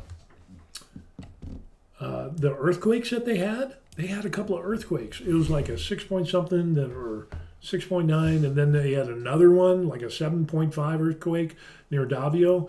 And now there's tsunami warnings and so on and so forth. But that's right on that ring of fire and the tectonic plates, and that's like a hot spot for earthquakes. And it doesn't. More and more big earthquakes are happening in the Philippines. There's always been a lot, but it's just picking up in frequency and intensity. So now that's kind of got me double thinking about, because as I said before, talking about the SSRB courtesy visa for retirement, a lot of earthquakes? I don't know. George says, I would like to visit places. However, in the end, I'm happy where I am and I've put too much work into my home to leave. That's awesome. Yeah, go visit. Always have that home. There's nothing wrong with the home base. This is our home base. You have your home base. Go for it. Go visit, but you always got a place that you can go back to. And there's nothing wrong with that. That is awesome. To be able to have that. But then there's another demographic of people and I've run into some of these retirees. They'll go to Thailand. They retired and stayed in Thailand for 5 years. And then they went to Vietnam by abusing the system a little bit, but staying there for 2 or 3 years. And then they went to some other country, and then they spent a couple of years there. They get to see some really cool stuff and experience living in those other countries. I like my home base. I'm kind of like you, George. I like my home base. I like my stuff. I like my printing. I like my hobbies and so on. I like seeing other countries, but yeah. CB says, Philippines, don't do it. Why? Why not? Aside from earthquakes. There are some good places in the Philippines where you can retire into nice places. The thing that bothers me about the Philippines is the political stability, and that I don't see the Philippines really on track to improve the lives of Philippine citizens. And that could be problematic because it's not going at a pace. I don't think it's going quick enough. And there's a huge disparity between the rich and the poor. There's a lot of poor people. And if you get a lot of pissed off poor people, that can be some huge problems if the government steps on their crank. We saw that. What was that in the news? We saw that other country where they just burned down the whatever. CB says, in regards to the Philippines, substandard everything. Ouch. But he's not lying. There's a lot of places in the Philippines where it is basically a third world country. If you've seen the videos and stuff like that, I've talked to people and talked to some Filipinos, lived in huts with dirt floors and the whole 9 yards, and they came to Korea to work. Even as fast food, working in fast food and in restaurants here in Korea, because the standard of living is way better than what it is where they were in the Philippines and the provinces. But with that, there's still places like, Eastwood City, BGC is really nice. It's really developed. The infrastructure is really good. So there's parts of Manila, like Makati and things like that seem to be super developed. Of course, you're going to pay more.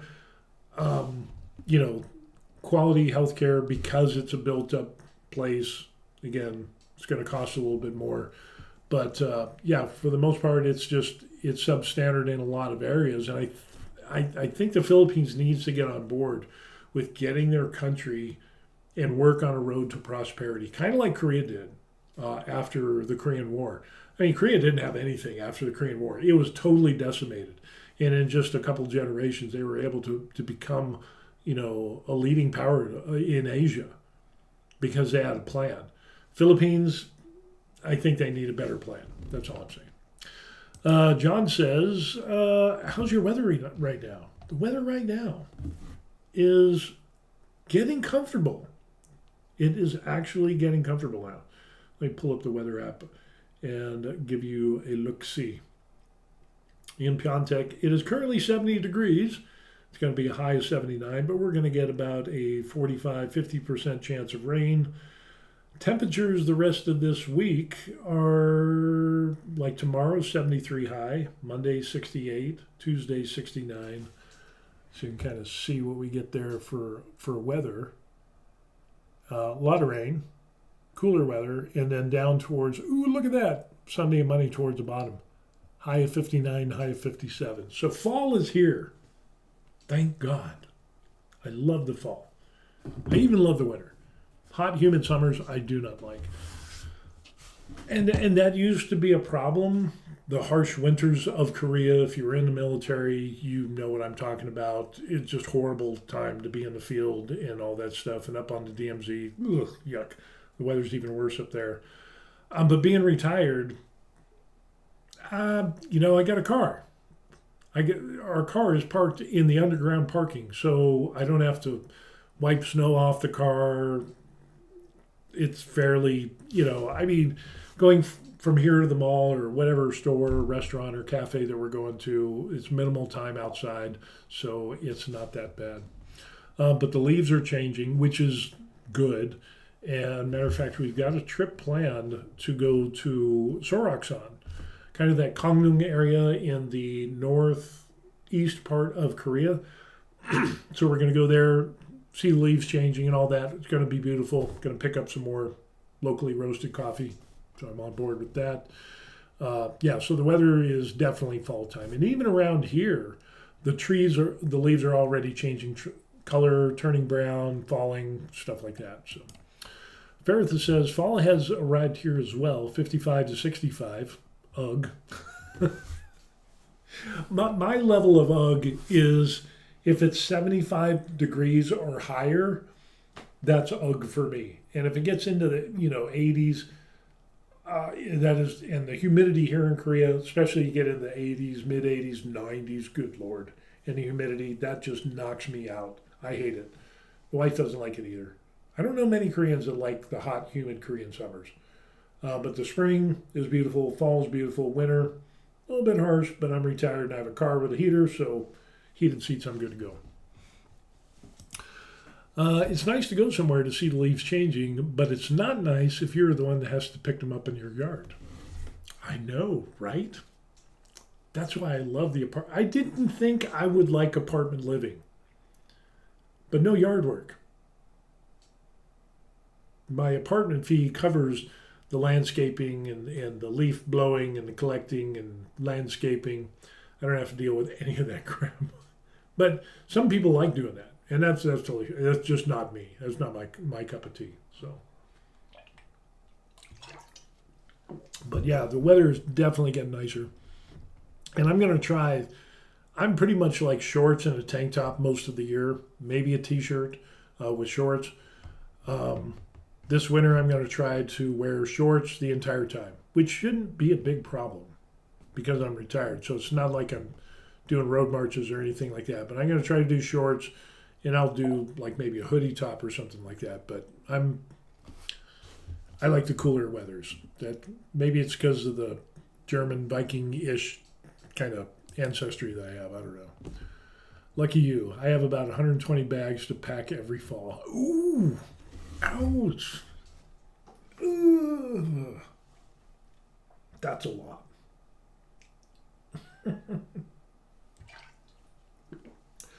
I do not miss lawn work. That is my grandfather. He loved doing that stuff. Me, no. I hate lawn work.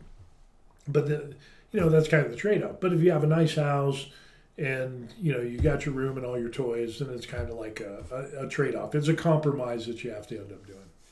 But here in Korea, it's in honestly, we're looking at different properties. We talked about how we're going to buy another apartment unit and then rent that out, and that'll help fund the hobbies that I do and so on and so forth. And so we got that.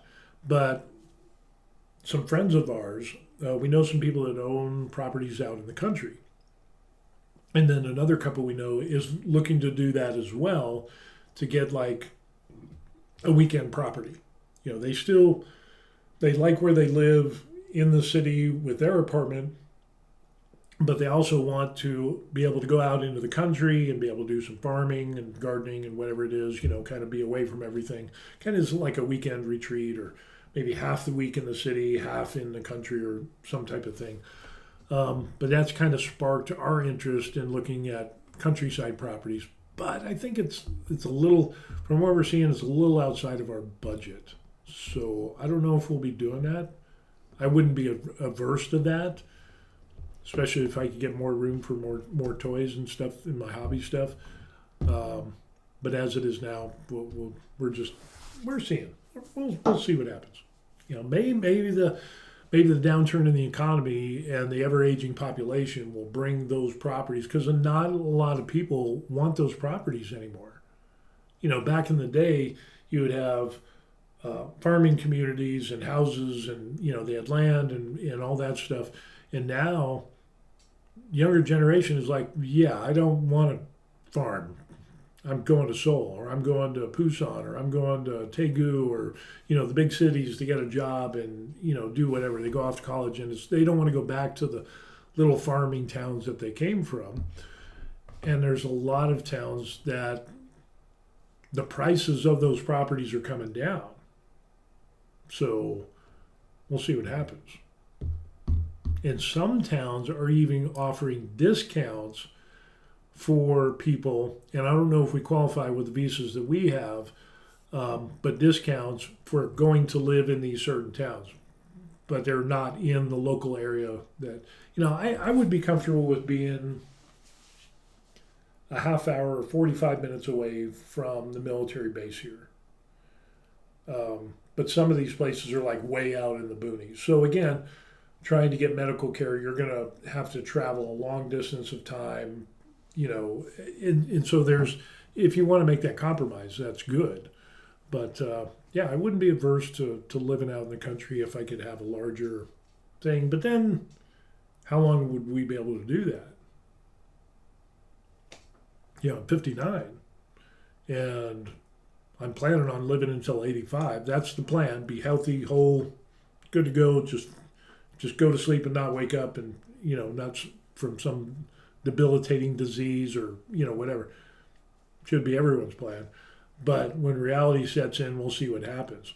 But all it takes is a stroke, an accident, or whatever it is. It doesn't matter, that you might need some type of assisted living care. You might need to see medical doctors on a more frequent basis. So living way out into the boonies, that might not be something that you could do after such an event. And so you probably downsize and so on and so forth. So I don't know. It's kind of that, do we do it? And if we do, how long would we be able to enjoy it? And where's the line of saying, well, hell, let's just go ahead and enjoy it as long as we can. And then if it's only, 5 years or whatever, is that worth it? I don't know. That's something I think everybody needs to come to their own conclusion on. But, I don't know. Good question. Things to ponder in life. But, overseas retirement is good because we're, at least for us anyway. CB says, don't fall in the shower. Funny you should mention that. I almost had a senior moment the other day. Actually, I was in the shower and I bent over to do, you do things in the shower, whatever. But I was cleaning and it slipped and lost my balance a little bit. And I was like, holy crap. Could you imagine if I fell? And it just kind of flashed across my mind that, man, maybe if I do fall and I can't get up, and the life alert, where's my life alert? I could have, interesting. Little reality jab there. It's kind of like, yeah, you're going to lose some stuff as you get older. Well, since I screwed up the live fast, die young, leave a pretty corpse plan, I'm going to try to go as long as I can. Yep, that's what I'm going to try to do. I don't know about as long as I can. I set the goal for 85, and that if I'm in good physical health, but I think 85 is good enough for me. I think that would be enough time to be like, you know what, I'm done. And then just in my mind, during the 85th year of life, sometime within that year, I'm going to go to bed and just not wake up. I think it'll be a good life. So that's the plan. We'll see but that's the plan. We're working towards that plan. But, as long as I'm in good physical health, I don't know. Would you want to live to be 120? I don't think I would. Especially if it means a decrease in mobility, decrease in cognitive abilities. You see a lot of people that get really aged, and it's like, I don't know if I'd want to hang around to just hang around, to not be productive, not enjoy things. I think it's for me anyway. I wouldn't want to be 120. I wouldn't want to be the oldest person on earth. I unless there were some severe medical advancements that could keep me like I am today, yeah, then I'll go to 120 and then whatever. But yeah, CB says 85 sounds right. Faritha says I would love to go beyond 100. Now, if they start, like I said, like, I get some bionic eyes and, get, body upgrades or whatever so that, the 100 would be the new 50s or something like that, I would be totally down for that. But if it's just kind of like declining health and you're just kind of sitting around, it's like, I would want to be more active. George says, depends on quality of life. Yeah, exactly. I think that's what it comes down to, is the quality of life and what you can do. But then again, I think that's an individual thing, because there's some people that are, what do you define as quality of life? If it's just being alive and being able to see people that you love, and that's enough quality of life for you, then that's good for them. I don't know. I just don't want to be a drain on my family. You know what I mean? I don't know. Faritha says, just simply experiencing human progress, for that I would want to be around. Yeah. And hopefully that progress would translate over into, here's a new set of eyeballs for you, so you'll have 20/20 for the rest of your life. We already got new teeth. And did you see that thing where they're growing teeth? So dentistry might be a thing of the past. I think it's in Japan. They're talking about that you're just growing teeth. That is insane. Well, if you can grow teeth, eventually you can grow bones. There's already medications and peptides and so on and so forth that are coming out that are like deal with muscle wasting disease, osteoporosis. Some of these things are having great results in combating those things, which translates over to being able to live a better quality of life and do more things as you get older.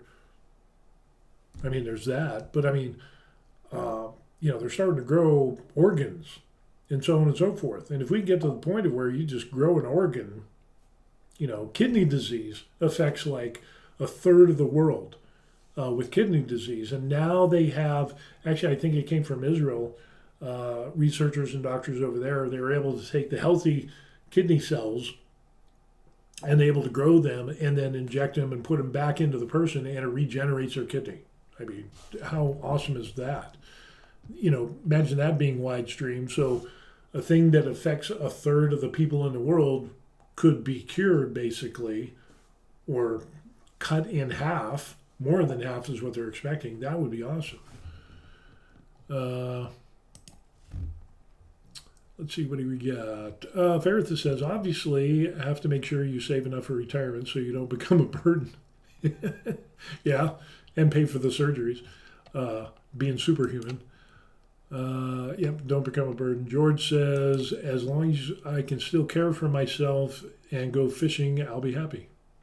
There you go. CB says, I knew an ex-military guy in Japan who took about 60 supplements each day while his body froze up and he became a carcass. Yeah, there's no guarantees. Yeah. And what was the, way back in the day, what was it, like the 80s, 70s or 80s? There was this guy, runner, and he was all super Mr. Fitness or whatever. He's a world runner. Then he died, you know. It's like you can do all the right things, but it's not a guarantee, you know, that you will go that long, you know. He made it to 90. This was a younger guy. I think I remember who you're talking about, but there was another guy that was a runner, if I remember correctly, and he died uh, having a heart attack. I think it was. He was in his 50s. The guy I'm thinking of, anyway. There's probably a lot of them, but yeah, I mean, I don't. You know, I think it does come down to quality of life. I wouldn't want to be the vegetable. I wouldn't want to be the guy that's sitting in a wheelchair doing nothing, you know, having assisted living and, you know, being a burden on my family and so on and so forth. I just don't think I don't think that's a life, in my opinion. Ferrithus brings up the point, well, we can all die tomorrow in a car accident, but I think it's best to plan for the most likely cases, which is true. Do the best with what you have and hope for the best. You know, plan for the worst and hope for the best is, yeah, that's wise. Matter of fact, that brings, we had when we were doing investment real estate in Colorado with a family business, it ended up that this guy was in his 30s, healthy as a horse, working the whole 9 yards, him and his daughter. His daughter was like 12. He had recently got divorced, and he was renting a property from us. And he was on his way to work. He stepped off the curb and hit his head. Boom, he's gone. You know, or like you said, a car accident or whatever. You know, we don't know when we're going to go. But I'll plan to go at 85. It says George Burns smoked stogies and he died at 100. Yeah, there's always this. Yeah, George Burns was pretty cool. I remember him. And then you always have the grandmothers that were like 100 or 98 or 102 years old or whatever, still having their shot of Jim Beam and, you know, smoking a pipe or whatever. And it's just kind of crazy. CB says this guy just took supplements and was in bed for his last 5 years. Ooh, ouch. Yeah. Yeah, it's no guarantees. I mean, you can see that exercise and good nutrition and all that stuff, cardio workouts, 75 minutes to 150 minutes a week, that will reduce your chances of heart-related instances by up to 50%. It's not a guarantee, but if the chances are there, I'll do the things to better my odds, but it's still no guarantee. And there's, you know, you see people that did all the right things, and yeah, they still checked out. So yeah, I don't know. Maybe we'll get to a point where there will be guarantees, you know, with the medical advancements and stuff. I don't know. We'll see what happens. I think we're getting to the point more and more where the medical advancements are getting us, obviously. If you look back 100 years, what life expectancy was, what, 46, 47, maybe 50, and now it's into, you know, what, 80-ish or whatever. So there's definitely, we're living longer. We're having better quality of lives now than when we were 50, 100 years ago. And I always thought that was funny. The people that are like, oh, we should eat like our ancestors did 100 years ago. And it's like, not necessarily. You know, there's that whole argument there. But CB says, Still Gonna Die is a great song by the Old Dogs. I don't remember that. I'll have to look that up. Yep, Still Gonna Die. Everybody's going to check out until we can pass our consciousness into the machine. coming. Still a long way away. So many things, so many things, so many things. I just want good medical care. To return to Korea. It's going to be a few years. And even then, it's going back to that, the Korean government totally folded on this. They started at like they wanted 3,000 more doctors. The Korean Medical Association said, no, it'll destroy our current medical system. But the 3,000 doctors, it's not like they were going to lower the standards or anything. But it still begs the question, as a super age society, they're going to need more doctors, period. You know, you have more medical appointments as you age. It's fact. It is what it is statistically over a population. And I don't know, I think it's going to get to the point of where Korea is going to have to hire doctors from other countries. But even then, they still want to limit the number of doctors. They don't want to expand and have more. So really, that could be a sticking point for Korea, say, 10 years down the road. But for the last 27 years, they've always gone on strike, and they won. The government has never forced them to increase the number of doctors, ever, in the last 27 years. And this will be 28 years. So, I don't know. Fun video. Thank you. Well, thank you. I appreciate it. It's kind of good to see and talk about all this stuff, you know, and seeing different perspectives. And I don't know. We're so close to fixing the world. Almost. We almost fixed it in this video. So close.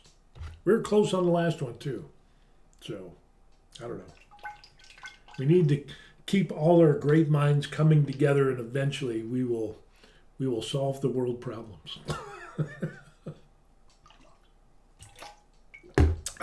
If only it was that easy. Anyway, with that being said, yeah, it's like 9:25 here in Korea, so I'm getting a little hungry. I need something besides a shake. And yeah, I think we'll end up go out and get some real breakfast and do that. So, John, make sure you send me an email. Look in there. You got my email address. As a matter of fact, if we do that, and if other people, if you just want to say hi or give me your 2 cents or whatever it is, you can do that as well.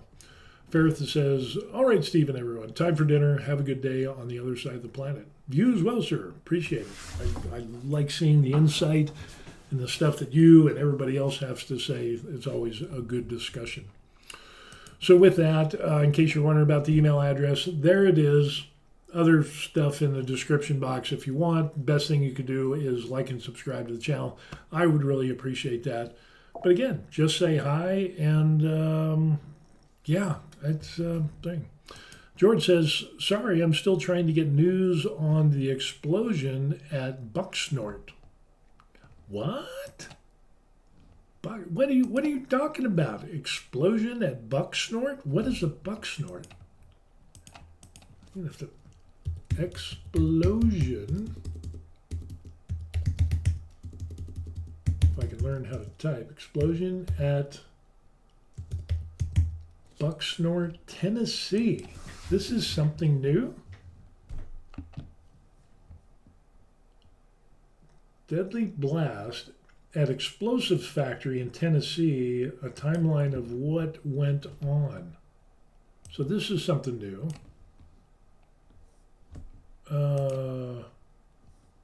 What?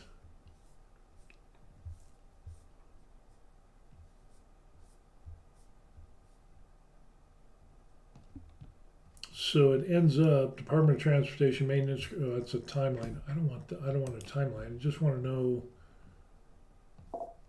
what happened.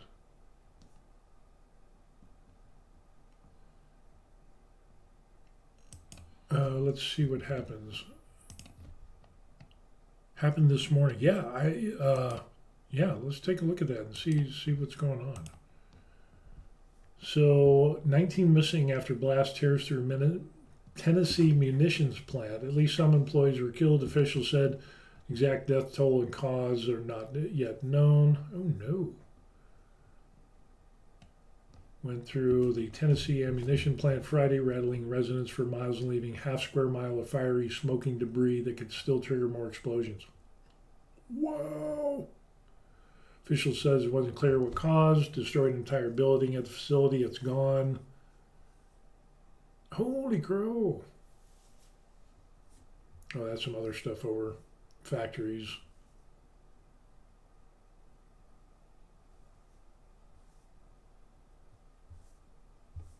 Wow, that's crazy. Oh, there it is. Show more. Show more. 19 are missing. It's hell on everybody. Chaotic and volatile situation in the early shift, followed by a series of smaller blasts that might have been munitions. Families of missing employees gathered at one gate of the plant, waiting for hours to hear. Oh man, that's got to be rough. 1,300-acre campus is roughly 60 miles west of Nashville, near Hickman and Humphreys counties, off of Interstate 40, strong enough to rattle homes at least a dozen miles away, generate a plume of smoke that showed up on the weather radar of Nashville television station. Wow. Produces TNT and other explosives used by the military mining companies. Employs around 75 people. The jolt was so powerful, people who lived miles away thought it happened on their own property. It was that strong and that loud. Wow. That's crazy. Man, heart goes out to them. Oh, and then there was the earthquake in Philippines.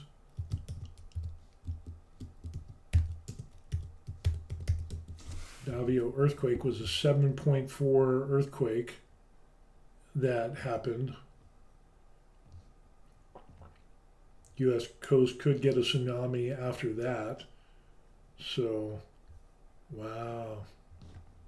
That's the second earthquake that Philippines has had in a short amount of time, like a couple of days, I guess it was.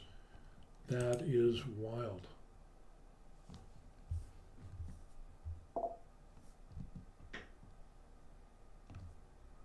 Seven are dead, according to the news. A Ring doorbell camera caught it. That would be crazy. No.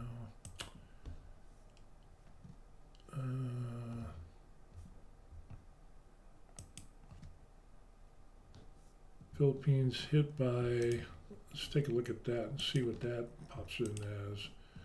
7.4, which is, in California, they used to have like 6.5. I remember I went through a 7 in California at one time, and that was strong, but you're talking about a place like the Philippines. Holy crow. People living near coastal areas were strongly advised to immediately evacuate to higher ground, move inland. Offshore, so yeah, again, it's those plates and that ring of fire, killing 2 people while towns near the epicenter suffered structural damage. Quake in waters off the town of Manay in the province of Davao triggered a tsunami alert within 186 miles of the epicenter, but their warnings were lifted. Strong aftershock of 6.9 around 7 p.m. triggered a new tsunami warning. Holy crow. The quake was among the strongest in recent years to hit the Philippines on the Pacific Ring of Fire and experiences more than 800 quakes a year. That's a lot. Came 2 weeks after the Philippines experienced its deadliest earthquake in more than a decade, with 74 people killed, falling on the quake of 6.9 off the central island of Cebu. Quake lasted 30 to 40 seconds, damaged homes. Dude was saying he's 46 years old and this is the strongest earthquake he felt yet. Wow. That's some rough stuff there. Some rough stuff. Kind of makes you wonder. Again, like I said, the possibility of doing retirement there in the Philippines, that's definitely a consideration. And the infrastructure, I mean, there's a, wow. Okay. Yeah, interesting stuff that we got going on. So anyway, yeah, a lot of interesting stuff going on. We'll go back and we'll close this video out. Again, there's the email address. If you want to say hi about anything, tell me what you're doing, show me what you're doing, or 3D printing miniatures or whatever the hell that you end up doing. I always answer my emails, so it's kind of good to see what other people are doing. So you're more than welcome to do that. Coffee, not over there. These people bought me coffee. There's a link if you want to do that. Cool. If not, the very best thing that you could do is like the video. And again, I can buy my own coffee, but it is what it is. So anyway, we'll close that out. Everybody else, have a good evening, dinner, or breakfast, wherever you're at. And hopefully we'll see you on the next video. It was a good discussion today, and I appreciate that. So, and like George says, take care. And we'll see you on the next video. Peace. Good stuff. So many good.